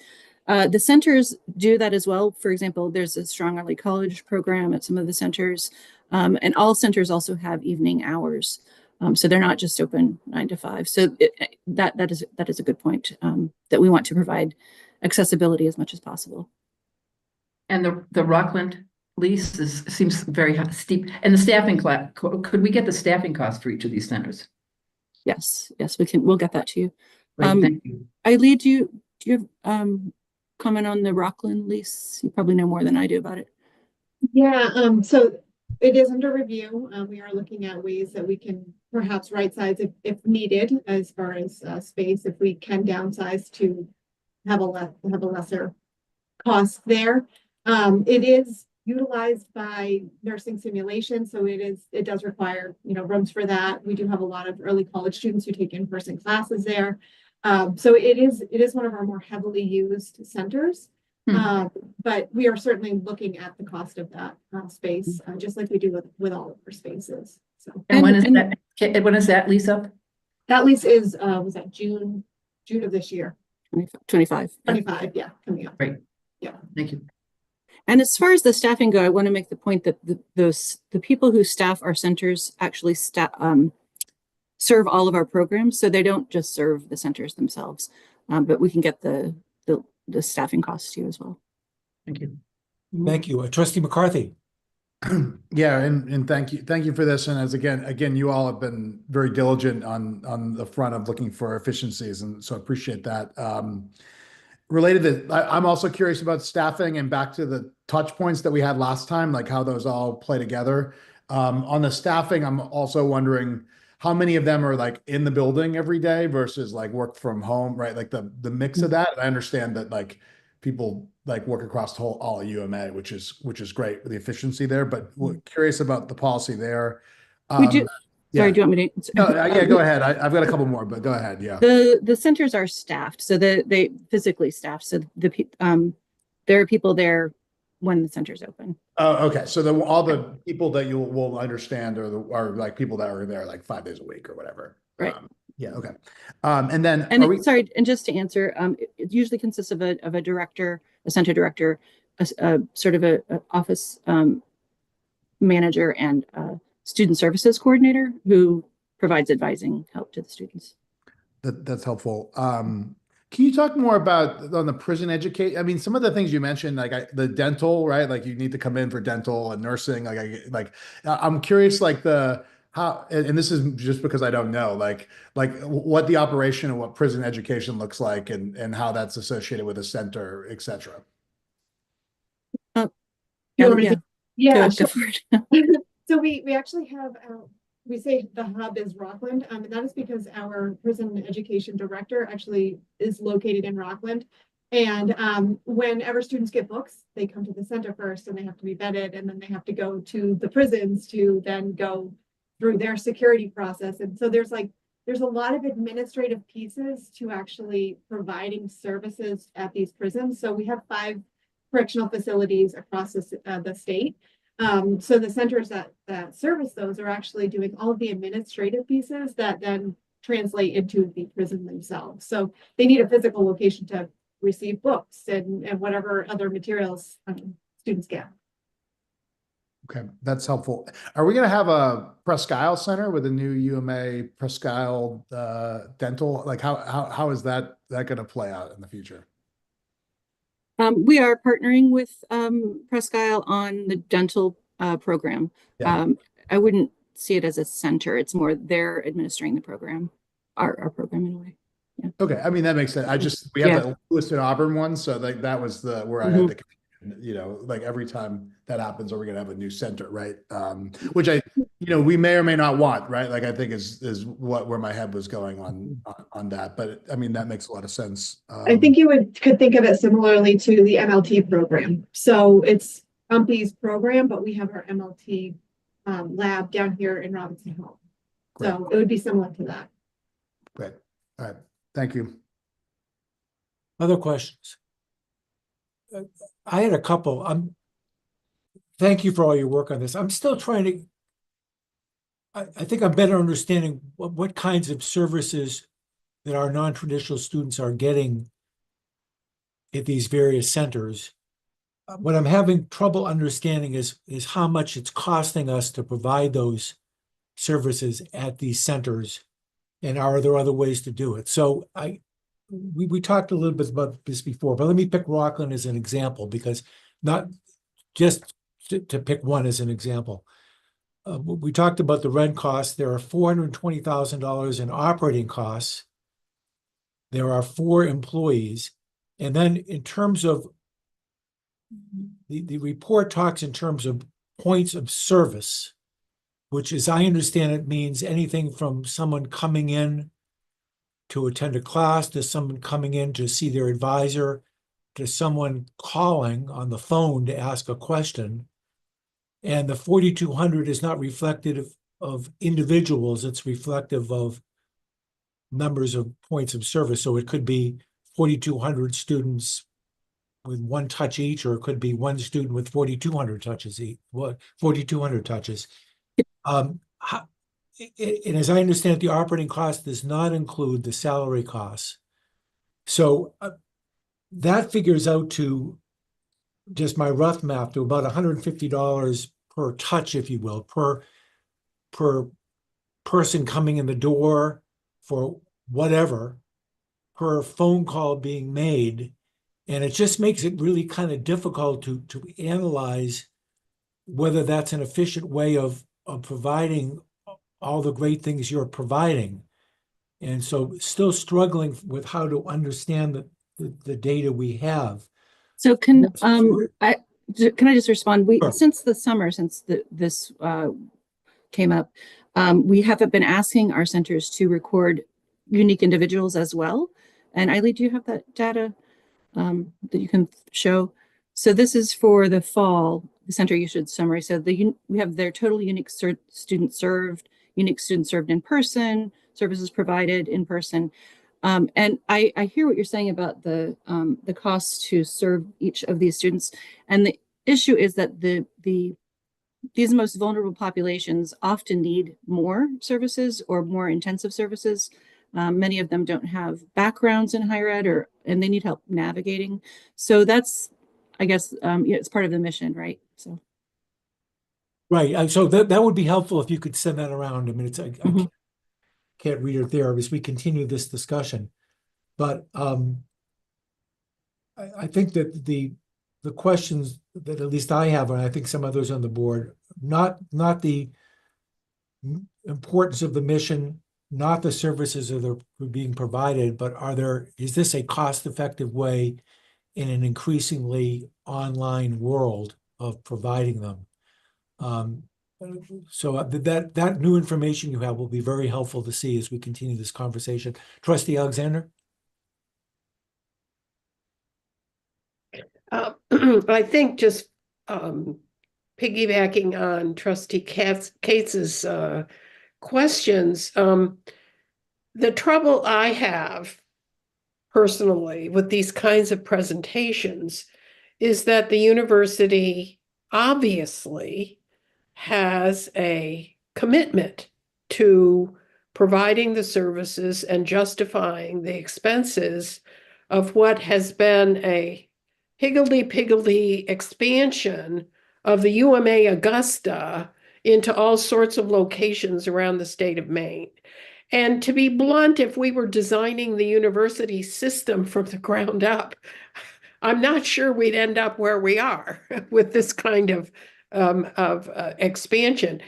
The services may be useful and important. The question is it appropriate for UMA and its budget to assume these costs and these facilities, or should there be a system-wide evaluation of where we're offering these programs and who should be doing it, and if they should be offered at all, in light of other developments that have occurred since the original idea of the Rockland Center, for example, was created. So those are the tough big picture issues that are very difficult to deal with when we're hearing the good faith and obvious justifications for operating your current system that we're presented with. And I don't know how the board can deal with this in the high level discussion that I'm raising here. But I think that's my personal frustration with hearing these presentations from each of the universities in question. Thanks. Other questions on this morning? Thank you very much for your presentation and look forward to getting that additional information, and we'll continue this conversation, but thank you very much. Thank you. Thanks. It's now time for our break. We're running about 10 minutes behind, so why don't we begin at 20 minutes of 11? So shorten the break just a bit. We'll come back at 20 minutes of 11. Thanks for everybody's good nature and patience throughout the early part of this program. We'll get through the agenda. Thanks very much. Back at 10:40.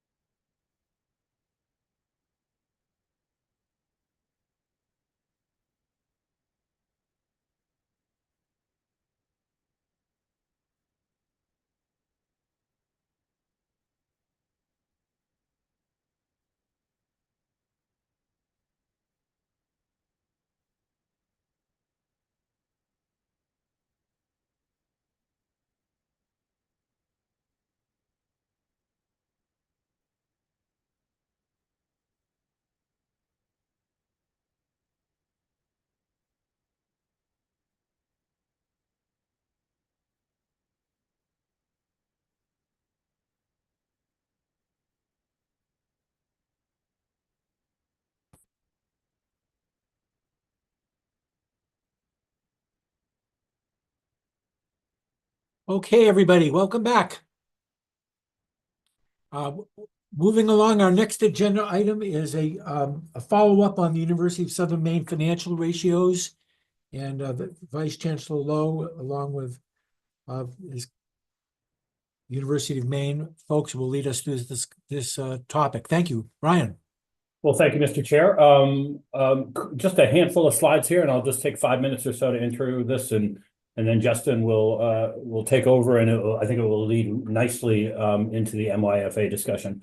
So as a reminder, last year, as part of the plan that the Chancellor brought forward to the board, included a financial scorecard for each of our universities. I think some of you who've been on the board for a while know that we do the core financial ratios analysis every year. It's a national kind of benchmark in how you measure fiscal performance at higher ed institutions, and we've been fortunate to have been using this since the early 2000s, and so we have great historical data.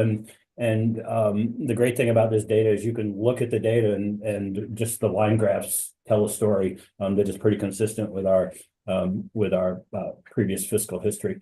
So let me just kind of roll through a few really quickly here. So again, a reminder, we did a green, yellow, red scorecard. And the idea was if you were in that red zone, which was a CFI at 0 or below, that you would come to the board, you'd come to FFT a couple of times a year. Once in this window, we originally said August, but that was when we were thinking it through. It didn't work out with timing of the audit and stuff. But come to the board if you're in the red a couple of times a year. One this time of year to talk about your planning, kind of leading into the budget. We understand what the numbers is. Here's kind of where we're thinking. And then a second time in the budget, not just for that institution that was in the red, but those that are in the yellow. So the institutions that, which is most of our institutions that fell in that yellow band as part of their budget presentations in March, for instance, and again to the board in May, they'll talk about their plans to transition from yellow to green or from red to yellow. It's clear, I should be clear, this is not something that happens overnight. These require complex changes to move these ratios around. They're often at least a year in the rearview mirror. So I think we expect USM's ratio to look a little bit better when it comes out this year before they even start implementing some of the things that they're talking about. So there's always a little bit of lag in the scorecard.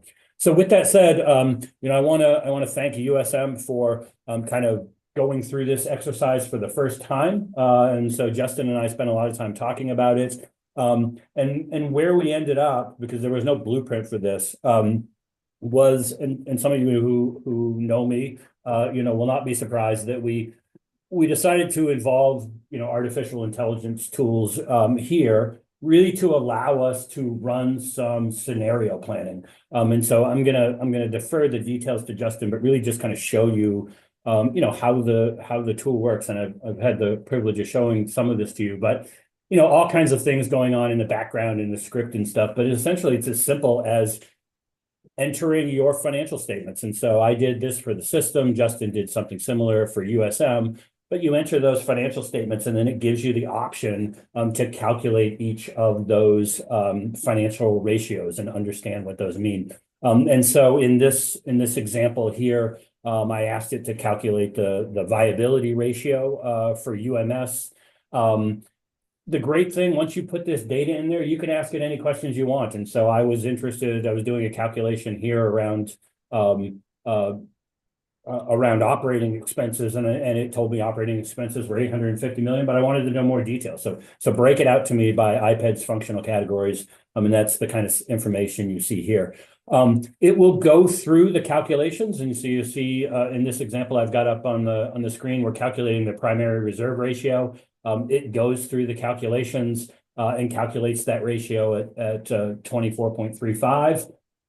That's great, but what does 24.35 mean? You can see here that it means our institution has some financial flexibility, but we may not have the sufficient reserves to weather a prolonged fiscal challenge, and I think we know that. One of the great things about this tool is, again, you can see what does it mean? Well, it means we have expendable net assets that can cover about 3 months of our operating expenses, or 24.35% of the year. And that's great, but the great part, I think, of this tool is what you see down at the bottom, which is, would you like to do some scenario planning? Let's talk about how we can improve this ratio over the next several years. Would you like some ideas to kind of help you do that? And so here it offered some scenarios around increasing expendable net assets and reducing operating expenses, combinations of both. And I decided to give it my own complex scenario in this case, which was, a little bit of fundraising, but also an acknowledgement that fundraising, just because you say it, dollars don't come in immediately, and you need to invest in staff, and you always can reduce spending in the short term, but can you do it in the long term? So this really complex, multi-level kind of step. And you can see down here at the bottom, what it will do is it will take that scenario, it will run it through the model, it will compare it against the financial statements, and then it will essentially show you how these changes, if you're able to execute them, would impact your primary reserve ratio over the next, say, 7 years in this case. And so you can see in my example, we got a short-term benefit because we identified a bunch of one-time salary savings. And then spending, so we took advantage of that, and then that went away, and so the gap got a little bit worse. And then we started to realize the benefit of some of that fundraising and some of those long-term expense reductions, and you see the graph start to move up by the time you get 5 and 6 years out. And so that's the type of scenarios that we're asking campuses to engage in, to have conversations. What happens if I push spending this way? What happens with these additional revenue opportunities? It's not so much the specific spending initiative or the specific revenue initiative, just knowing what are the levers you need to push to move the needle to improve your institution's fiscal performance. And so that's the tool that we've developed, we've shared with Justin in this case, and I'll let him take it from there.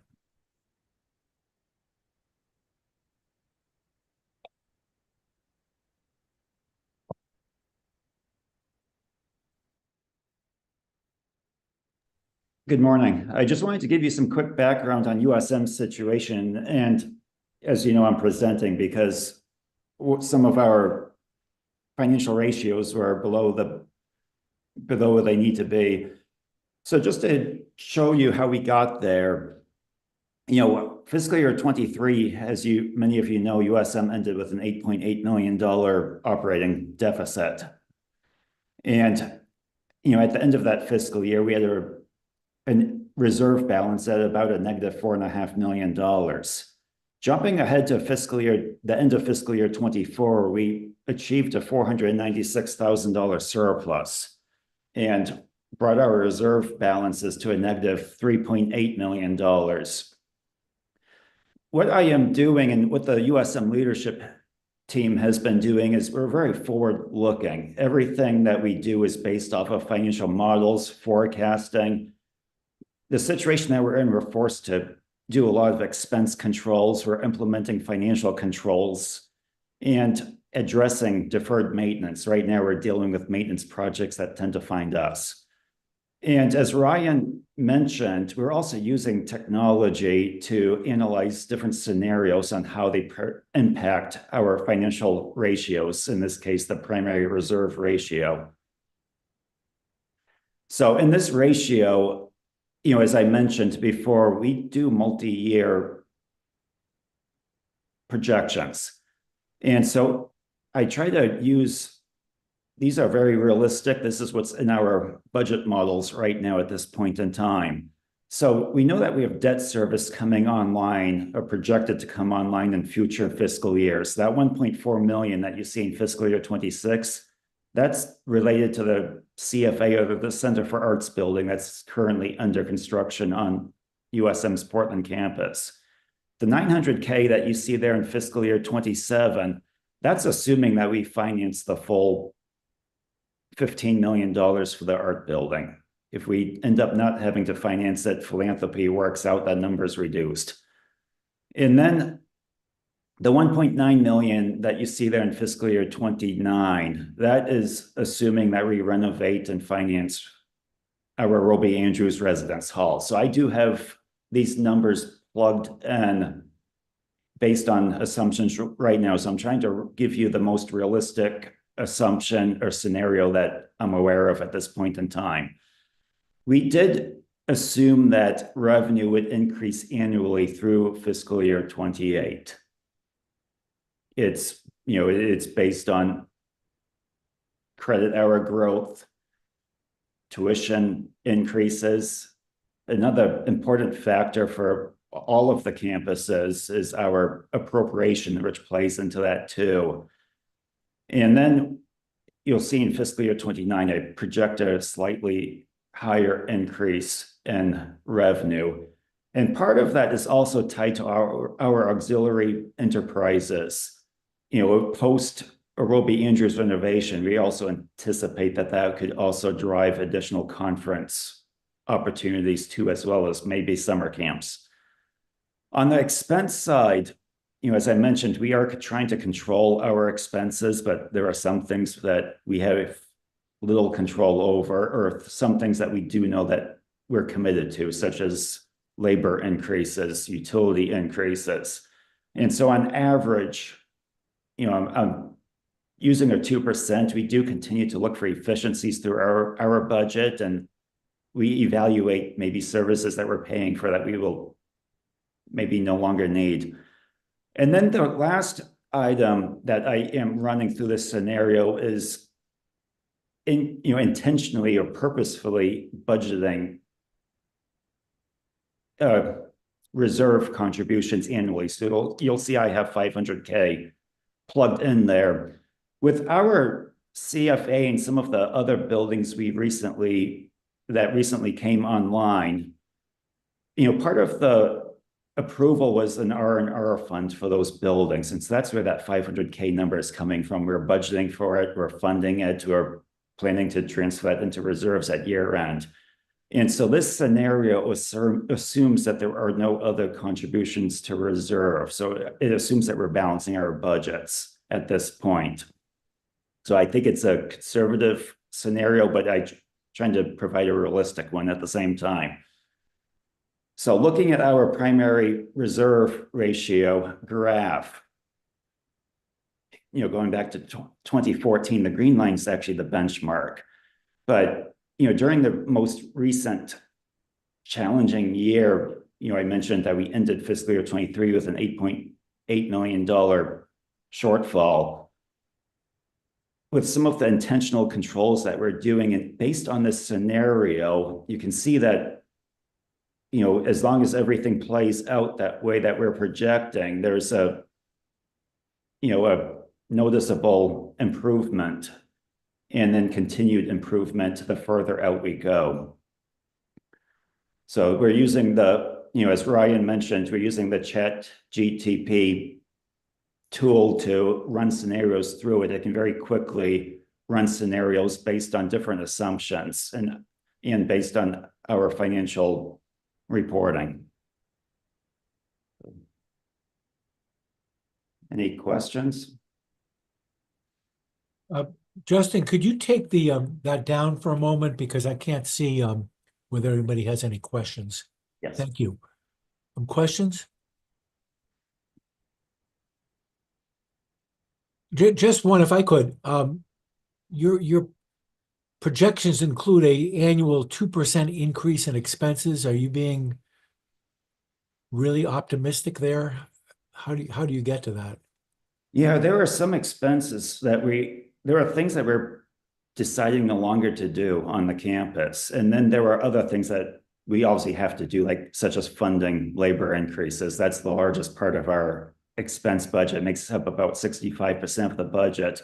But on the expense side, there are items that we're looking at doing differently. You know, we just signed a contract with some of our utility providers. So we're looking at a decrease in costs starting a year from now there, so that we are seeing we are making some efforts to reduce some of our expenses where we can. So that it's a rough average. Thanks. Other questions at this point? Yes, Trustee McCarthy. Thanks, Roger, and thanks, Justin, for the presentation. On the revenue side, you mentioned that the increase was related to credit hours. Can you give me a little more specific in terms of like how you think about revenue increase, and particularly given, at least I know the college age population, the high school age population is going to drop the next 13 years in a row. Like how we think about credit hour increase in that kind of environment was one question, and I have another one, but I'll let you answer that one first. Yeah, so the credit hour increase is just one part of the equation. We have a lot of other, tuition is our primary revenue stream, state appropriation being our second largest revenue source, and then we have auxiliary and other similar types of enterprises that make up the remainder of it. But in terms of our credit hour projections, we did, for the current fiscal year, we did project a 2% increase, and we did end up coming in just around 2% right now. So we are seeing some of our enrollment strategies playing out as we had projected. We do have some enrollment strategies, in terms of recruiting out-of-state students. As the president mentioned, we do have some programs on campus, some of our art programs being some of them that are growing currently. So we are trying to be very strategically competitive in how we are recruiting. So right now we're fairly optimistic that our credit hour projections are playing out. The state appropriation being the second largest revenue stream to USM, it makes up about 1/3 of our revenue. Right now, it was, that scenario is based on, recent years. And so, projecting outward, it's difficult. I'm making assumptions when you do projections. And so, it's based on what we know at this point in time. In terms of our other remaining revenue streams, I mentioned auxiliary enterprises, which includes a variety of operations, everything from conferences, dining, housing, parking, the campus store. We do have, what I have started doing with those different areas is they have been working with me on developing business plans over the last year. And when I took over this role, almost all of those operations were running at a loss. And so some of them, we have been able to get to the point where they're breaking even. And then going on, looking outward, we do want to get to the point where they're profitable. Great, thank you. And comment and follow up. I know, in the declining market, we're going to have to gain market share to get credit hours, right? So, the opposite worry of that is, there's going to be a lot of discounting, potentially a lot of desperation with others to gain those credit hours. So, I know you all are experts at that, but it's definitely on my mind as I look at the macro trend. And as you think about the primary ratio, Justin, you showed a nice chart of the presentation. Are you satisfied with where it's going to get to? And it's the numerator is more than just your reserves, right? Because the reserves were negative, so it must be adding a couple other things in there. It's net expendable. Yeah. Yes. So the numerator is larger. What I am looking at too is this is a long-term strategy. So we're not going to hit the benchmark in 1 or 2 fiscal years. And so it's we are trying to steadily grow our reserves each fiscal year. As I mentioned, we're trying to fill in a hole right now. We have a negative reserve balance of just about $3.8 million. Great, thank you. Thank you. Trustee McMahon. Justin, the numbers you're using are different to the numbers that Ryan's used in his multi-year financial analysis. That's both for income and for expenses. Is there any reason why those 2 percentages would not be the same? So, I realize that the forecast, and I realize there's a degree of uncertainty, but wouldn't it be easier to compare numbers if you use, so for example, Ryan for 26 has got 3% for tuition, same for 27, same for 28, same for 29. he's got appropriation 3.5, 3.5, 3.5, 3.5, and then he's got some compensation numbers as well. Is there any reason why your numbers are different to his? Yeah, Let me so take this one. Let me take this one. This one is on us. This is our first time going through this exercise of the scenario planning piece. And like I said, we originally thought, hey, let's do it in August, and then that didn't work with the timing of the audit thing. And so I will say I've been over here in my own lane working on the MYFA and just got it back within the last, several days, and sent Justin off over here on this exercise to help me think through this idea in real time. So I feel like on this one, I could have done a better job by teeing up that as a template.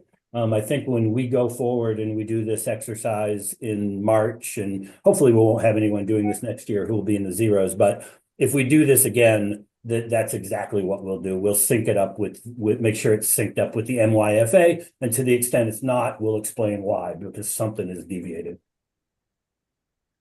Thanks. I wasn't being critical. I was just making an observation that I agree. It would be easier when we're looking at future scenarios if we all use similar assumptions. Thanks. Trustee Flood. Thank you, Roger. Thank you, Justin and Ryan. This use of the artificial intelligence, I know that there's certain folks here who are big advocates of that. And I guess I just wanted to ask you, Justin, with you using this in this time, I'm not sure it's the first time you utilized it, but in this instance, using it, how comfortable was that? How helpful, comfortable, easy, whatever? Just looking for your feedback on that. I know that it's a great tool, and just looking for your feedback. yeah, it's a new tool that I'm still learning to use. It does help in terms of expediting how quickly you can run scenarios. For me, it has not replaced the spreadsheets and financial models. I continue to maintain them. Sure. Thanks. Other questions? Seeing none, thank you very much for that report. And I will be hearing this again, Ryan, roughly when again? I'm sorry, Ryan, when's the next check-in on this? It will be part of the budget presentations when campuses come forward in March for the campuses that are in the yellow. Yep, thank you. All right, we'll move on then to our next agenda item, the multi-year financial analysis. And I think just as we did last year, this is going to be an opportunity to receive this. Ryan's going to present this today. A lot to digest. We'll put it on the next agenda as well for discussion and questions that people don't think of today. So turn things back to Vice Chancellor Lowe. Thank you. As you said, Mr. Chair, I'll stay fairly high level today, give you a chance to absorb all this information, and then look forward to maybe a little bit more of a deep dive at the next meeting or in between if people have questions.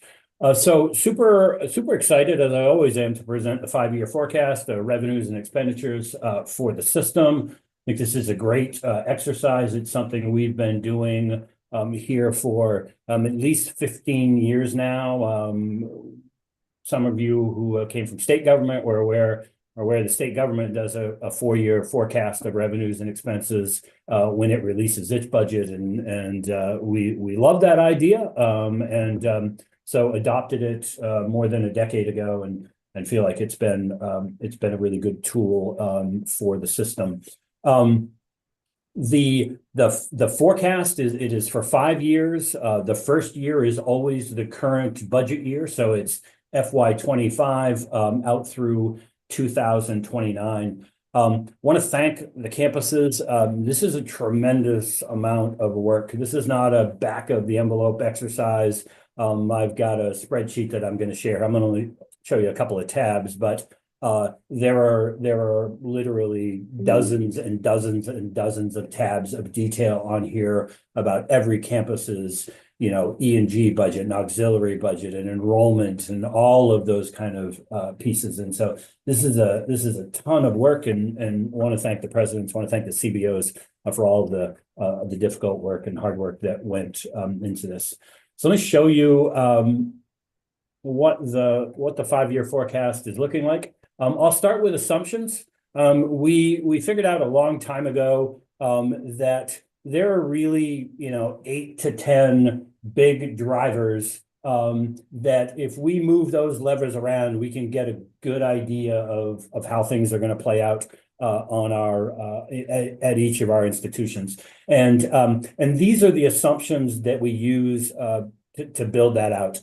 They are just assumptions, and so I don't have a crystal ball. I don't know what state appropriation is going to look like over the next 4 years.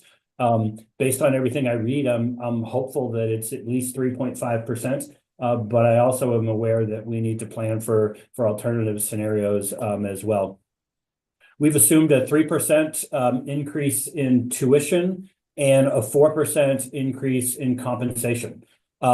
I say that again, not because I'm stepping in and telling you what you need to approve in our budgets, but or that I'm telling the bargaining units what we're going to give them. It may be less, it may be more in both of those cases, but it's really just what is our best estimate of how we think things are going to play out. Compensation is such a big part of our budget, nearly 70% on some of our campuses, that between the compensation and the benefit rate piece, it's really important that we get those as accurate as we possibly can.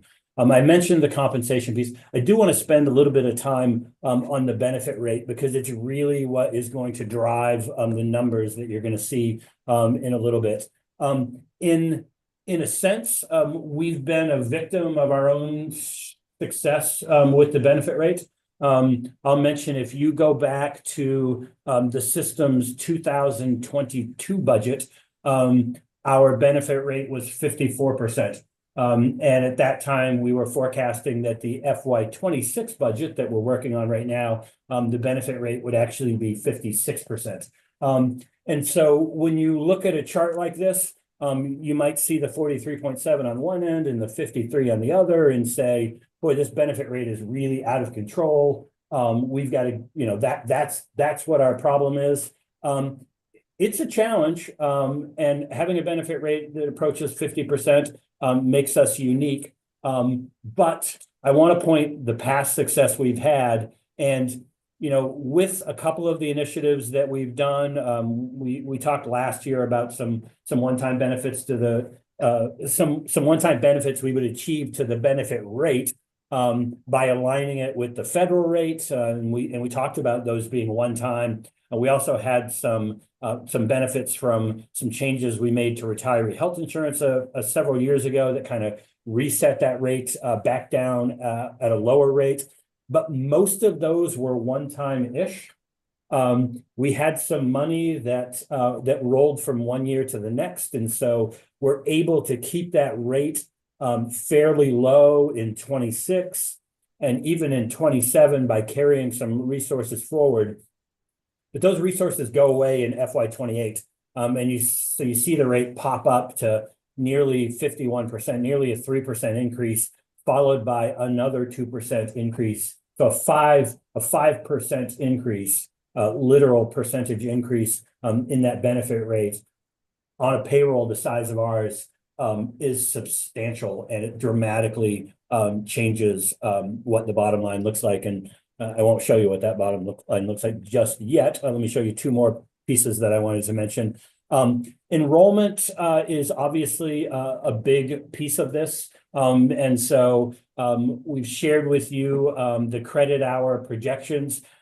They are generally flat-ish to up slightly at most of our campuses. You see numbers here in the just above 0, in the 1, 2, sometimes higher. Our friends from Presque Isle are again blowing out all of our scales. So think about that as I start working through this and talk about some of the numbers. The other side of these Presque Isle numbers, and great for them, is that they will, when I talk about the MYFA numbers at the system level, the success of Presque Isle in this case will just mask some of the challenges that we have at other campuses. And that is always the case when you look at system-wide numbers. We've had a number of years where, where Orono was knocking out of the park or USM was knocking out of the park, those type of things. typically would impact our system-wide numbers because those institutions are so large. In this case, even though Presque Isle is not a large institution, what we typically think of as the credit hour production is just going through the roof, and it's kind of changing the way we think about some of these numbers. So let me get you back to the cover page and what the system-wide results look like. You can see that in this column right here. What I'll say, if you have not been through the forecast before, is that it is not a dynamic forecast. In other words, if you're a campus that has we'll just say a $1.5 million imbalance in FY26 between revenues and expenses. We haven't solved the FY26 budget problem yet, so that 1.5 million will be sitting there in your FY26 column, unless your revenues are growing faster than your expenses, and that is the case only at Presque Isle. That 1.5 is still going to be sitting there next year, and it's probably going to be a slightly bigger number. So if you don't solve it in 26, it just makes sense that it rolls into 27. And then again, we're not solving it in 27 because that's not the intent of this exercise. So any gap that you have in the first year is naturally going to roll all the way through the forecast. And it is almost always going to get bigger, not smaller, especially when you factor in what is happening with the benefit rate in the last couple of years. So let me get into some specifics. I'll say the first 2 years of the forecast actually look pretty good. And I want to preface that by saying, I'm talking about, when I say pretty good, I'm talking about $3 million gap in the context of a $671 million expense base. I don't want to suggest in any way that getting from 3 million to 0 is simple. That is not the case. These campuses have been operating on lean budgets for quite some time. And in some ways, in all ways, quite frankly, it makes that exercise more difficult. So while I am pleased that the short-term MYFA would show you over the course of the next 2 years, we're looking at budget gaps that are less than 1/2% of our expenditure base. I think that's strong. That's where we want to be. It's actually smaller as a percentage than it is in our current fiscal year. It doesn't make it any easier, and so I want to acknowledge that. What you see when the benefit rate jumps up is this kind of increase right here. So we jump from a gap of 2.4 immediately up to 16 and then up to 22. And it's a combination of that benefit rate is popping up. There are other things going on in the forecast. So we've talked before about the paid sick leave benefits that is rolling out on January 1st. That is a $4 million tax obligation to the system, and at least right now is the sole responsibility of the system. And so that is baked into some of these numbers, the assumption that we would be paying that over to state government quarterly. That may change in the forecast. There are things in here like USM currently has a large attrition number.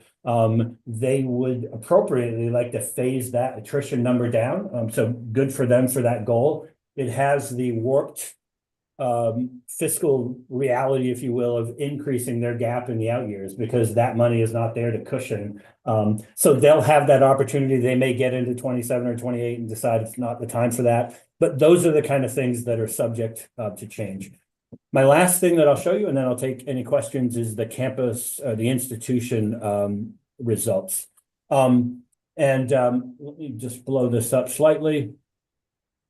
And again, happy to discuss this in much more detail at the next meeting. But it's generally that same trend that you saw on the first page. The institution results over the course of the current fiscal year and the next fiscal year are generally in that below 5% range. When you get up to around 5%, it makes the budget situation challenging. So, I suspect President McDonough, President Hadeen would talk about some of the challenges of their current FY26 budget, and we'll be talking about that with this committee over the course of the next couple of months. But these numbers are generally, again, in the scheme of things, about what we would expect to see. Really strong numbers again from our friends in Presque Isle. And then to that point I mentioned about the dynamic forecast. So you end the year with a $4.4 million surplus. We're not spending that. That's not part of this exercise. So the 4.4 rolls forward. And so then they're generating another surplus in that next year of about 3.5 or whatever that number is. And then that rolls forward. And so that's the way the forecast works. I think with that, Mr. Chair, I'll stop right there and happy to pull those back up, but would be happy to answer any questions either now or I think as we did last time, I got lots of requests for information and we prepared in between meetings and then came back. So wherever you would like to take us, Mr. Chair. Thank you. So that completes your initial presentation today, Ryan? Yep. Okay, good. Thank you. So questions at this point or other requests for information looking forward? Is we'll bring this back up at our next meeting as well. Any questions for Ryan? No, I'm not seeing. Oh, yes, Trustee McCarthy. There you are. Yeah, thanks for the presentation, Ryan. A couple things. One is, can you remind me how the assumptions here will flow into the budget process? So these are the ones you're going to give out to campuses and when on that. That's one question. The second question is related to the FY25 base number. Is that up to date or is that as of the budget presentation and we approve the? Exactly. Those were assumptions that we used to build the original budget. So for instance, the most obvious one is compensation. Compensation is built in there at 3% in the FY25 budget. But we obviously have settled for a higher amount in most of our labor contracts so far. So we don't adjust that column, but the other columns have been adjusted. And then to answer your question, we'll take that FY26 column and then assuming that all of that information is still what we're thinking, and I'm just looking at it quickly, I don't think any of that has changed. That goes out to the campuses if it hasn't already gone out in the form of budget instructions that say, here's what you should be budgeting for compensation and so on, and we give them those details. And Ryan, I assume you've been conservative on a number of these. Where do you see the biggest opportunities where we could be positively surprised within the assumptions? Yeah, so positively and negatively surprised are both the same line. It's state appropriation. I mean, it's 50%, as several campuses said, it's roughly 50%. I mean, or 45 between the students and state appropriation, and another 10% from some other stuff. And so, state appropriation, it makes a big difference. And so, if we build this on the assumption that, we're going to get consistent 3.5 or 4% increases and those disappear, that 4% is the equivalent of about $15 million, $16 million. So, you get an example like I've mentioned here where you think you're in a decent place. We're entering 2027, for instance, and our gap's only about 2.6 million. And then state government rolls out a budget that flat funds us for 2 years. And now 2.6 million turns into 32 million. Just like that. And we've done nothing different than we were doing the day before. And just the opposite, state government comes into a windfall and we do all the things we're doing. And instead of a 3.5% request, we get 5 million, we get a 5% request, and that's an extra $4 million. And now we can do some innovative things that we couldn't do yesterday. So they hold a lot of the cards. Great, thanks. Thanks, Chair Riley.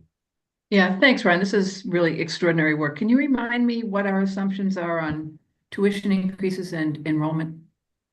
Yep. So for tuition increases, the assumption is 3%. That's generally where we start off these cycles, if you go back and look at the last dozen or so of these MYFAs and our kind of 5-year lookout, they're almost always in the 2.5 to 3 range. We try never to go above what the short-term forecast for CPI is.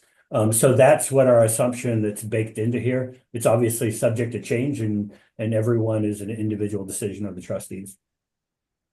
Oh, and then you asked me a second one, which I've drawn a blank on. Enrollment. Oh, enrollment, yeah. So enrollment is determined, like the budget process, we give the campuses that initial, here's what we see over the next 5 years or next 4 years in this case. And then we allow them the opportunity to go in and say, you know, I'm starting this new master's program that the board just approved, and that's not baked into your numbers, so we're adjusting it by X, Y, and Z, for instance. But it's essentially the same process that we use for the budget development. Thanks. Trustee McMahon. Ryan, do you have any idea in the credit hour forecast whether whether if we took a 28 and 29, I'm assuming the percentage of online is going to be higher than it is today. Is any of that factored into the forecast? Do we know where it's going to be? So if we're looking at facilities planning, do we know from our 5-year that of the 687,000, there's going to be 200,000 of online, 300,000 of online? Do we have any idea of that? Recognizing that it's a forecast, it's a guess. It's not a scientific study. Yes, fabulous question. I think I'll make a note and a pause, and I'll make a note, and I'll come back to that one at the next meeting, because I want to say, yes, we absolutely have that information, because as you know, we charge different rates for whether you're online, you're on a camp, you know, all kinds of different rates, and the CBOs and the campuses have factored all of that detail in there. All of those credit hours are assigned a specific rate. So we know, we have the ability in that spreadsheet I have to see how many of those are on a campus. I didn't think of that question before this, so I don't know that I can answer it on the fly, but I can be prepared to at the next meeting, unless Jeff or someone else has wisdom on that one. Good question, though. We'll absolutely bring that one back. Thank you. Other questions? Yes, Trustee McCarthy. Yeah, sorry, I'm back. Ryan, where does the system office fit within this, or does it fit in the forecast here? It does. It's generally a wash in the forecast sense, in the sense that we have shared services and we charge those out, and those are built into the campus. We give the campuses the assumption. So in general, they wash. It's a good question, though, because I did want to emphasize a point, and that allows me to make it, is that if you look at the cover sheet here for the assumptions, you know, here's a great example: shared services at 8%. I'm not crazy. I am not intending on bringing an 8% increase to the presidents. No thanks. But when we started this exercise, we were just beginning the FY kind of 26 planning process. We're still doing one-on-one meetings with each of the shared service leaders. I just had one yesterday. And so we're doing everything to bring that shared service rate down to 0 potentially. Maybe even on the others, maybe a negative number if we can find opportunities. So this number will not end at 0, despite the fact that it is baked into the forecast now.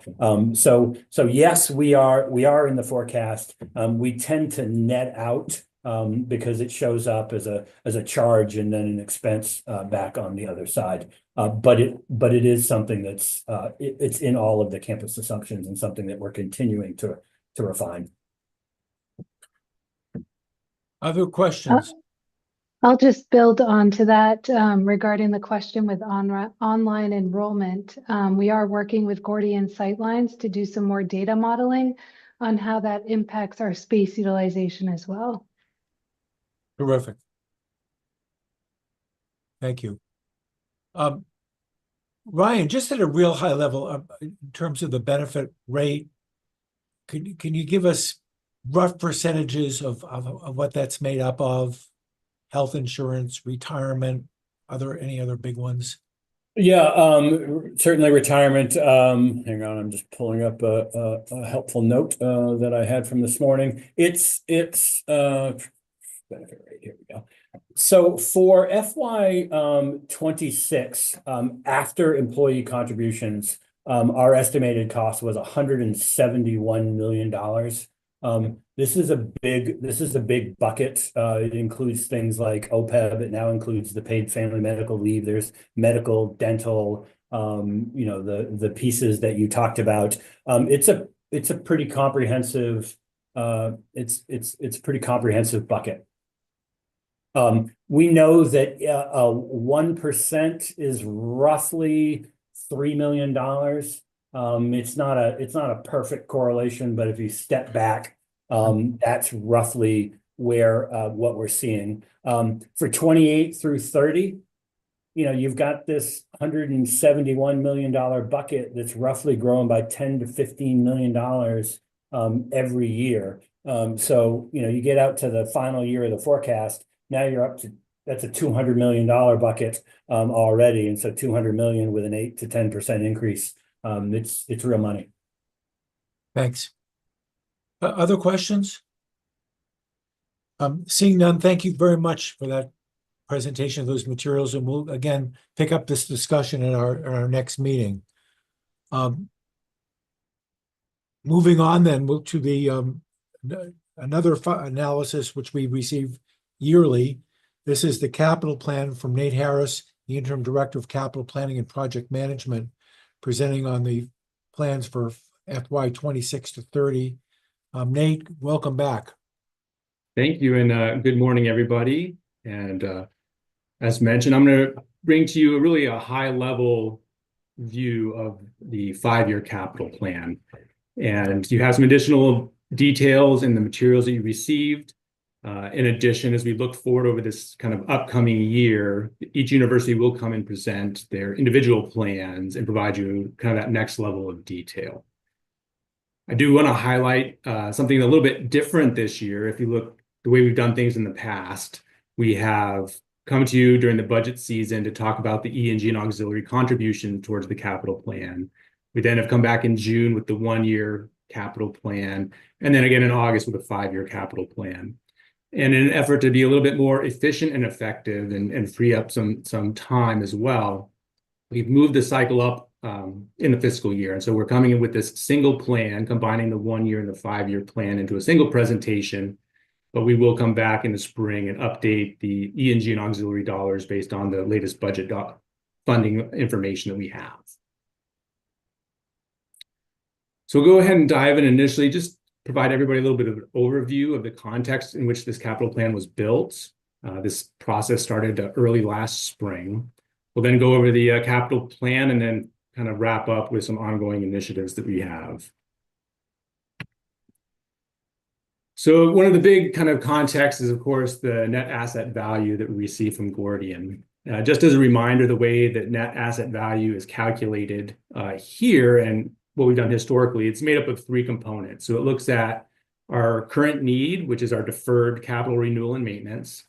It then is made up of our asset reinvestment that they model that we need to make over the next 10 years to replace, old systems, whether HVAC, roofs, windows. And then the amount of money we need to spend over the next 10 years to modernize our facilities as well.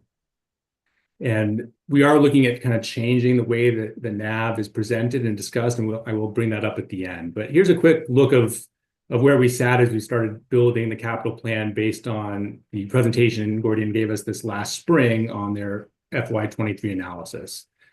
And just as a reminder, those orange, and red bars represent the net asset value within each of those categories. And then the gray bar underneath represents the gross square footage, kind of the percent of the total facility space that those types of facilities make up.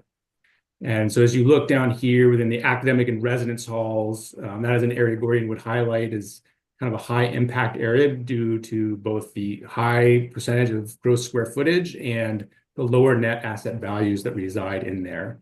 And that's especially true when you look at those residence halls, where over 70% of those facilities are considered high risk at this point. We also, working with Gordian, have looked at kind of the shift in our enrollment, and this was talked about a little bit earlier. And so you can see in the blue our overall enrollment headcount going over since FY26, and then our change in-person student FTEs moving forward from 16 to 23. A lot of this trend does continue as we've been working with Gordian on the kind of next year. So we'll see kind of similar kind of continued changes across the system. And this is certainly part of the conversations that we have with the universities as we try to understand the impact these changes have on their facilities and the types of facilities that they need.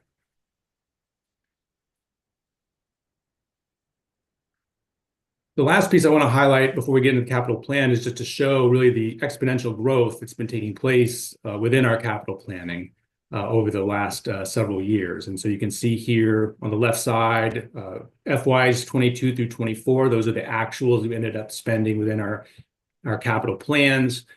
Obviously, FY25 is our current fiscal year that we briefed back in June. And then these kind of yellow or gold bars, depending on your screen resolution, represent the 5-year capital plan that we're looking at. And so what you're seeing is really a significant change and continued growth. And especially if you look back even further than what this chart shows. If you look back, FY16, FY17, we were looking at capital plans of $15 to $20 million. So there's been a really significant improvement in the investment in our facilities. And I think as we get additional reports from Gordian, we're going to see the impact of that. But at the same time, that does provide additional stresses within the system and the resources to make that happen. If you look at within whether capital planning or if you look at the universities and their facilities staff, we've not seen a lot of changes in resourcing, but we are seeing a big change in the number of projects and the dollar value of those projects as we move forward. And so here's a quick snapshot of the 5-year capital plan and kind of the dollars we plan to invest across each university. No surprise here, out of this $1.16 billion in the 5-year plan, most of those are going to be spent at University of Maine and University of Southern Maine. And that's typical of what we've seen looking back across previous capital plans. Between the two, that makes up 86% of our capital plan. As we dive into just the 1-year FY26 capital plan, which is $269 million, that kind of ratio stays the same. 88% of the funds will be spent at UMaine and University of Southern Maine. But for that 1 year, the majority of that, 78%, will be at the University of Maine.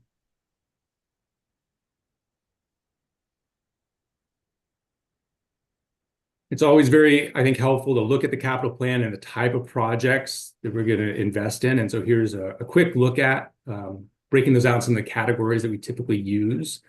We'll just kind of, as a re-education, if you will, since we do come here periodically, but we often get asked the question between renovation and renewal. So renovation is think about going into the walls of the building and doing work, whereas a renewal is a little more aesthetic. It's paint, it's carpets. It is certainly work that's important, helps the space feel new, but it doesn't really do anything to help the age of the building and improve the efficiency or effectiveness of that building. These kind of breakouts across these categories are, again, very similar to what we've seen in previous fiscal years.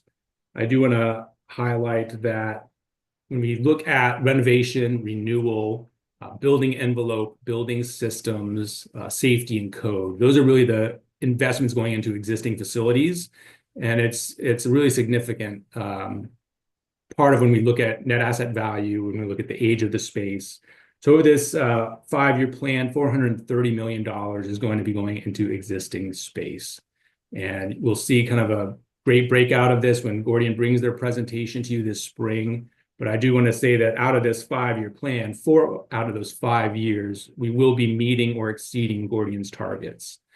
So what that means is we're going to be reducing risk in the buildings. We won't be building up any additional deferred maintenance within those facilities. And in some years where we exceed those targets, we expect to see a decline in the an increase in the net asset value in those spaces. I do want to just highlight one other change here. It's a little bit different. This other category, sometimes questions on that. Usually it's a smaller percent, and those are kind of projects that encompass multiple types of projects within them. In this case, we do have a large chunk of projects that are planned, but the scope is still kind of to be determined, whether it's going to be a renovation, whether it's going to be a new facility. And since it's in early phases, we wanted to capture those dollars, but that category will continue to kind of shift as those projects mature over the next 5 years.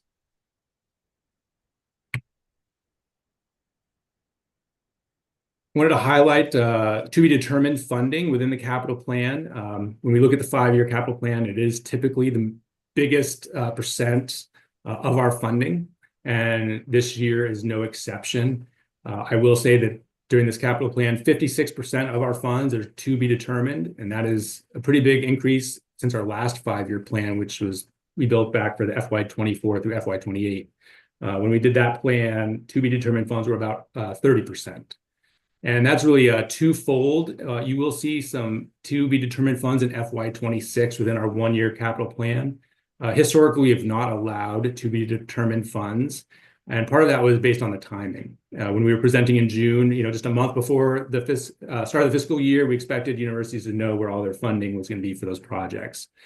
Given that we are still, a little over 6 months out from the fiscal year, we did allow a little bit of latitude with those, that they still felt fairly certain they were going to secure those funds, but they wanted to make sure they were captured while they worked through that. The other piece of that is we did change a little bit the methodology as we built the capital plans. And again, historically, especially in these out years, universities would identify funding sources that they anticipated getting the money from, whether it be grants or philanthropy, even though we were far from having that even close to being secured.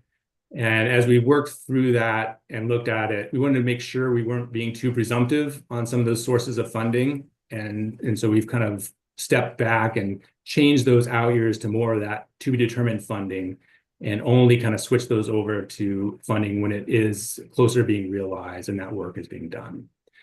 So all that to be said, the capital plan, some great investments in our existing facilities, some much needed new construction out there. But as you can see, there's still a lot of work to do to match needs to resources to actually execute as we move forward.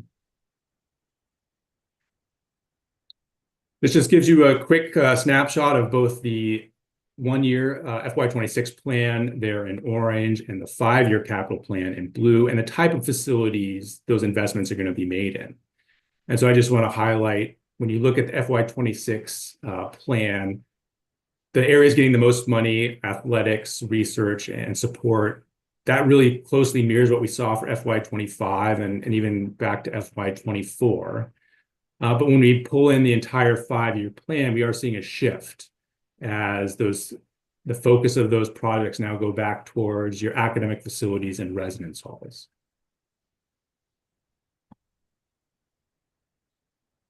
We did want to take a little bit deeper dive into our academic facilities. And so as part of the plan, we did ask the universities to look at their academic facilities with a net assets score of less than 30. And so when we kind of looked at what that consisted of, that's 31 facilities across the system.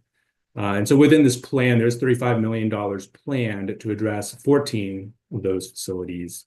One of those facilities has already been demolished as part of the FY25 plan. And the remaining 16 facilities are still being considered. And we can certainly allow, universities can discuss a little bit further as we go to the individual presentations. But we also wanted to kind of relook at this as we are re-examining the way we calculate the net asset value. Kind of the facilities that fall under the lowest category may shift. And so as we get through that work with Gordian, we wanted to make sure we were highlighting these facilities that need work, but being flexible enough to be able to shift as we kind of change the way we look at net asset value going forward. Finally, I wanted to kind of highlight a breakout of the facilities, of the projects and the cost of those projects. And I think this is a very useful way to understand kind of the scope of the projects and where we are going. These are kind of natural breakpoints as far as the complexity of the projects, the amount of work involved in the projects. and the amount of financial risk within the projects as well.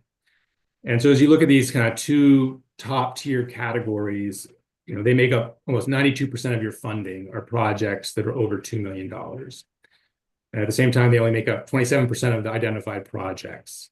And so it's a small bucket of projects, but a huge fiscal impact to the plan. And, you know, that inverse, we have, you know, about 8% of the dollars going to those projects that are less than $2 million. And again, they make up 73% of the project number. So I think that's informative to understand the types of projects that we're tackling. And especially when you look at those projects over $10 million, we're seeing a 16% growth over the last 5-year plan as far as the dollars going towards those types of projects. And at the same time, those projects that are under $2 million, kind of the fiscal component of that, that's down 25% from our last 5-year plan. So we're seeing projects are getting bigger, they're getting more complex. That's driving the need to tie multiple funding sources together. And obviously that's very resource intensive as well as you look at managing those projects. And so finally, I want to close with just kind of highlighting some things we do have going on. I referenced the change to our NAV calculation as we move forward. And so what we've asked Gordian to do, and you will see this in their presentation this spring, is to break up the net asset value a little bit further and provide one number based on the current need. So how much deferred capital renewal and maintenance are they showing within the building based on their algorithm? And that provides us one net asset value. And that should provide us a little bit better visibility in what the condition of that facility actually is. And then let's bring in those 10-year projections and understand where that net asset value will go if we don't continue to invest in those facilities and in those campuses. And so you will see those changes, and I think it'll help a little bit as we plan where to invest both now and in the future in our projects. Finally, we are working on enhancing space management and utilization across the system. And so Gretchen has been spearheading a policy. We've gone through several periods of review, and we're getting close to the finish line, I'll say, on helping the universities identify utilization metrics and goals.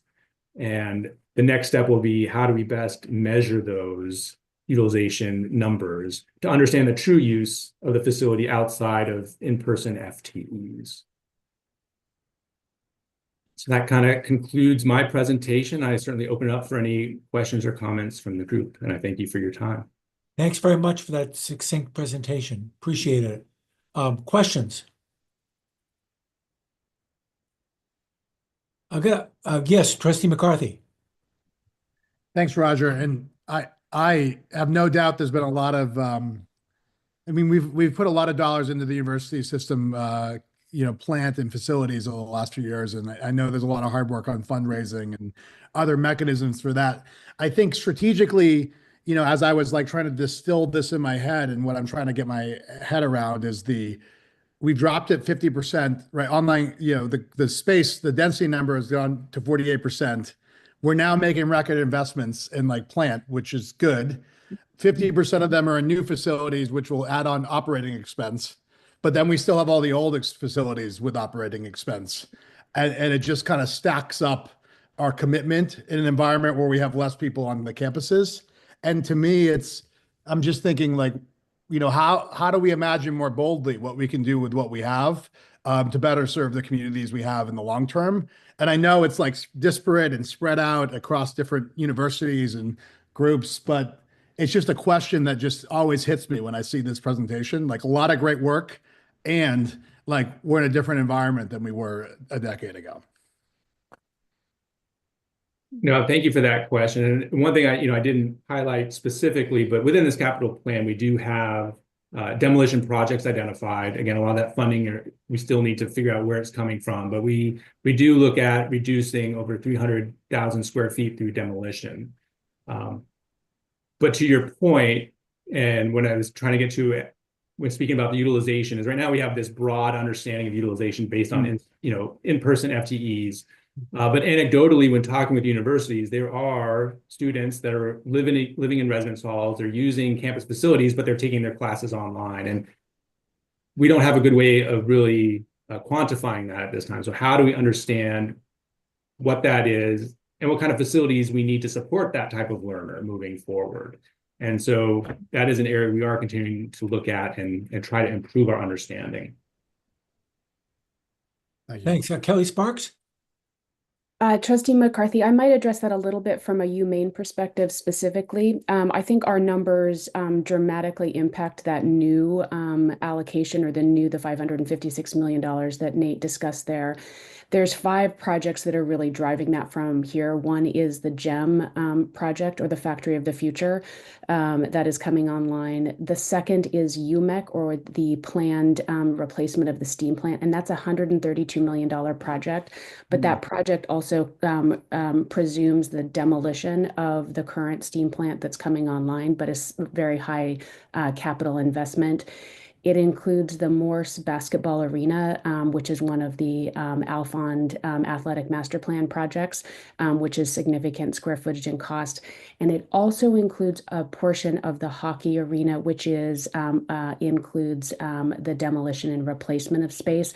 So the numbers are a little skewed. They are accurate in saying that they're new facilities, but they're also in many cases replacement or planned demolition that are aligned with them. And they include within those capital budgets the demolition costs of those facilities, so they don't show up in the separate demolition line. And then I will add, there's another potential project that's in there with TBD funding, and that is the Health and Life Sciences Complex.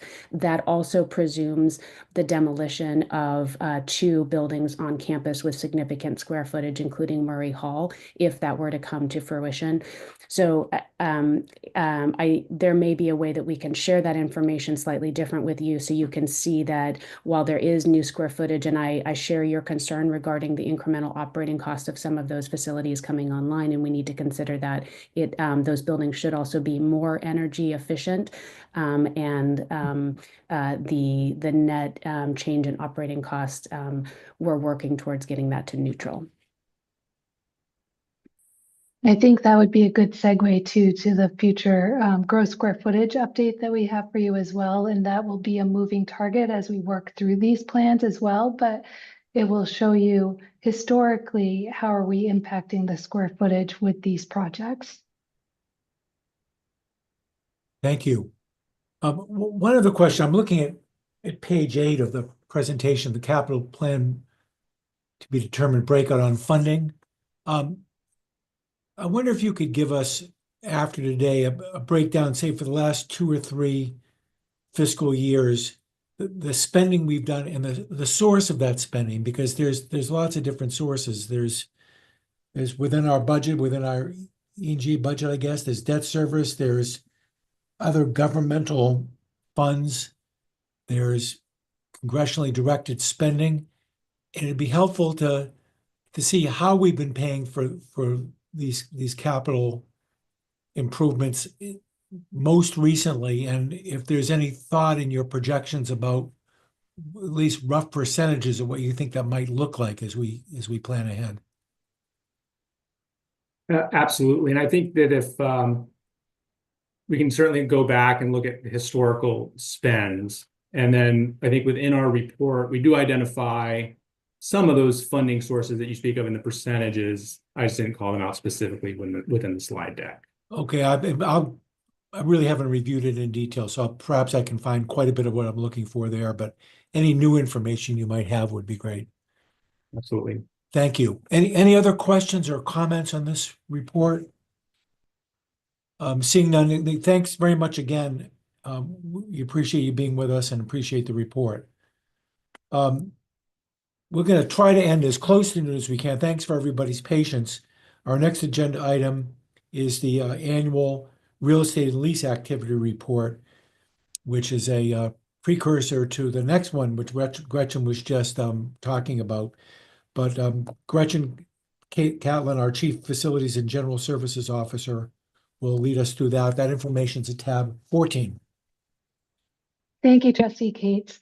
Good morning. So Jessica Howe and I are pleased to present the annual real estate report for fiscal year 2024.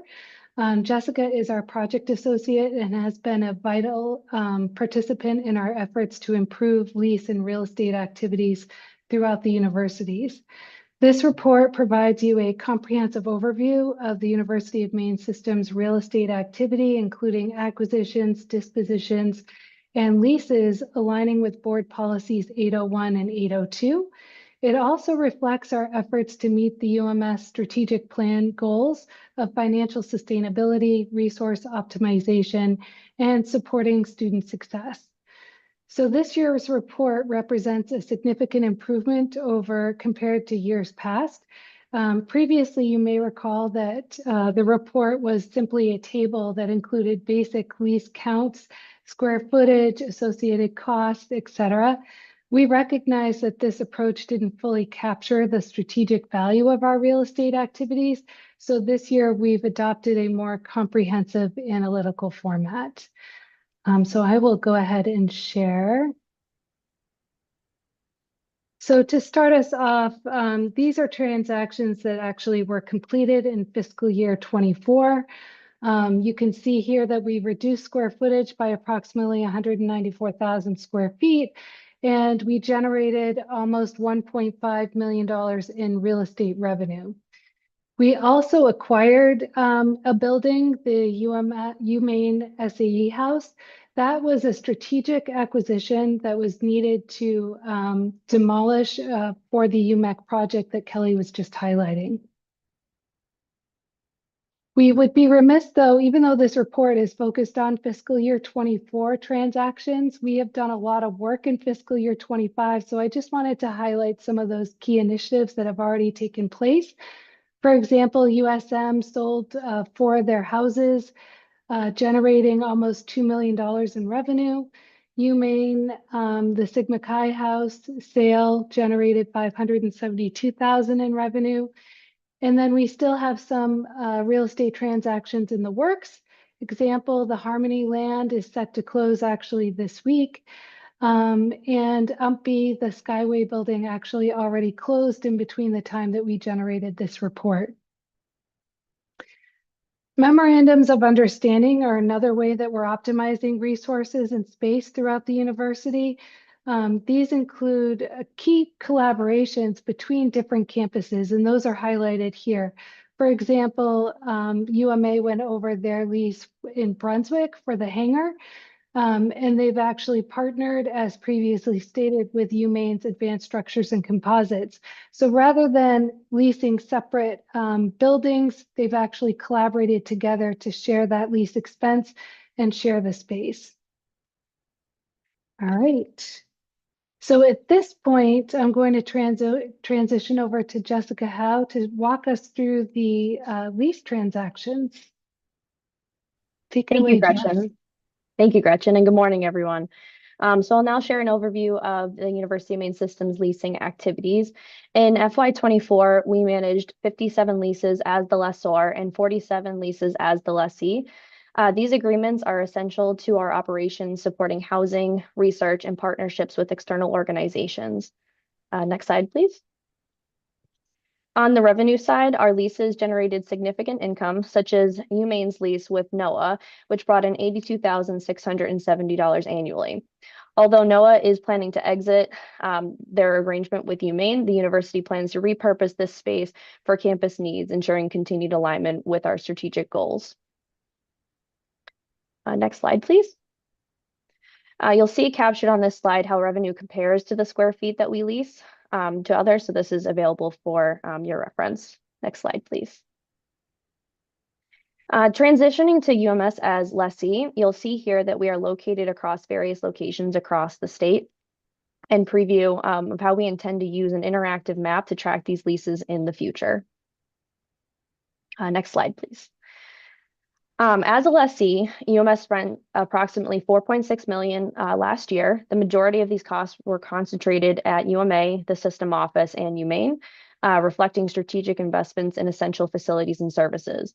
Additionally, the system is helping universities explore opportunities to maximize the use of campus space, such as UMA's space at the USM Lewiston campus. Similar to a slide you saw previously, where UMS was the lessor, this compares how much we are spending to the square feet that we lease from others. Next slide, please. Looking ahead, we aim to enhance our leasing practices by developing a Power BI tool to track utility costs for leasing properties, enabling better cost management. And we also hope to create an interactive map of the UMS leases to improve transparency and help with decision making, and to continue our quarterly strategy meetings to maximize collaboration and efficiency across the campuses. And with that, I'll turn it back over to Gretchen. Thank you so much for your time this morning. So that concludes our report, but I think you'll see here that there is a lot of collaboration that's happening across the campuses, and we're trying to use data to help inform the decisions and strategically align with our goals and optimize resources. As we think about that, we're trying to right-size our footprint, and we're meeting quarterly with the campuses to discuss their real estate and lease plans. Any questions?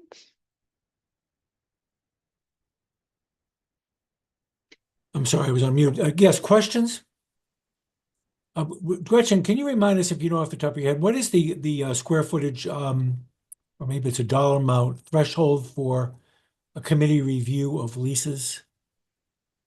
I don't have the delegation matrix in front of me. I want to say it's $1 million for FFT approval. Okay. And that's the annual cost of the lease. Okay, thank you. Questions, comments? I'm seeing none. Thank you very much.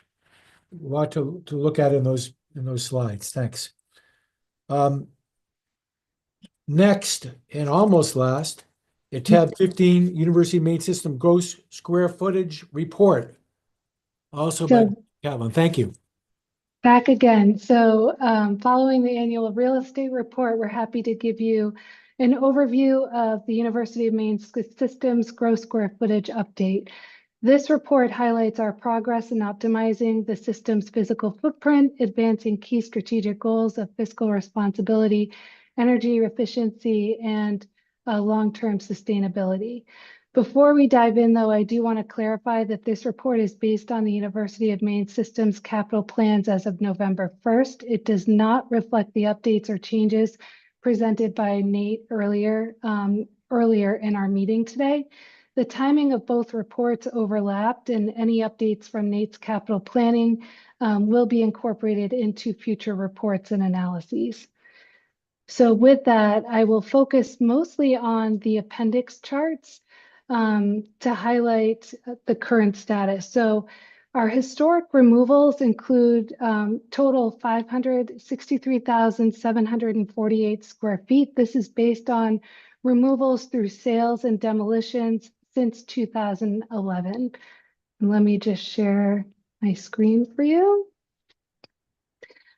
This chart just shows you the top 3 removals in terms of square feet by each campus.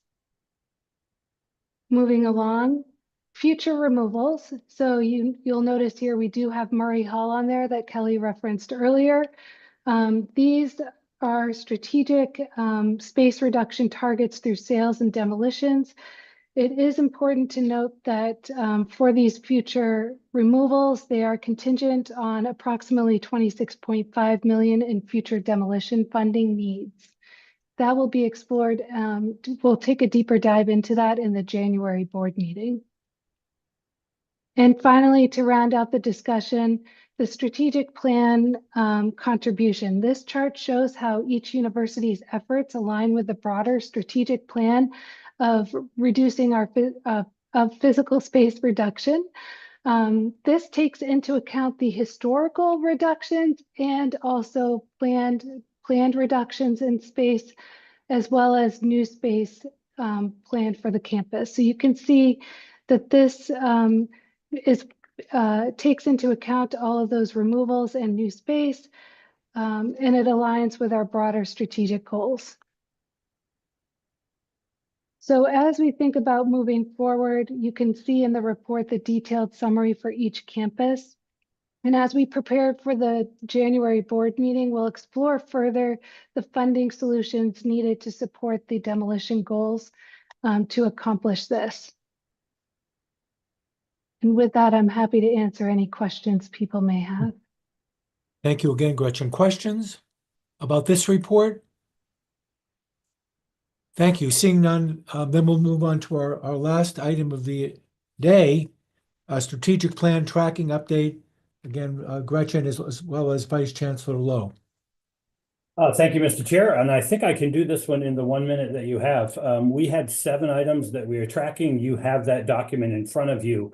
6 of the 7, I believe we've touched on in this meeting. Several of them were related to facilities planning and space planning and came up in Gretchen's presentation. I had some tracking ones dealing with enrollment and mid-year budget changes and talked about both of those. The only item that we did not touch on is the last 2 items on that tracking sheet related to mental health. I think students and employees were the 2 kind of sections.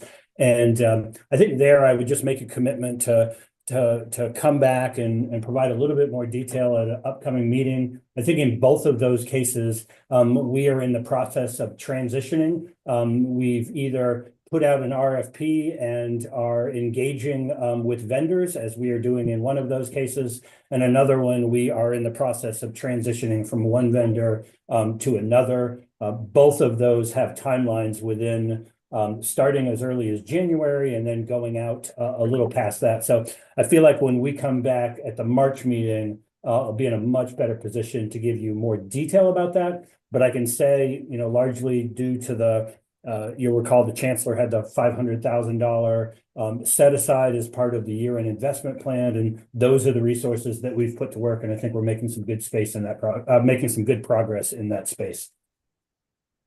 Thank you very much. Any questions? Well, seeing none at 12:01 p.m., pleased to say we've completed our agenda. Chancellor Malloy, you've been with us all morning. Haven't said anything. I don't know if there's anything you'd like to add for the good of the order here. I'm often amazed at how thorough our people are and how well prepared they are. And so I try not to step on their feet because they'll make me look bad.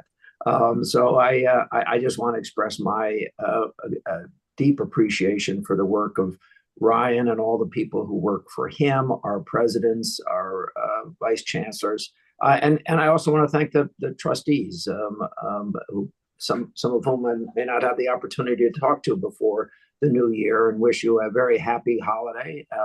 And thank you for your hard work in support of the system. It's greatly appreciated. I just think this was really quite a remarkable meeting, and in the last section of it, really a report on how we have changed the system in a relatively short period of time. Thank you, Chancellor. With that, I just wish everybody happy holidays. I'm just looking around again at the screen and constantly reminded how well served the system as well as the people of Maine in general are served by this group. So thank you all for all you do, and happy holidays, and see you soon.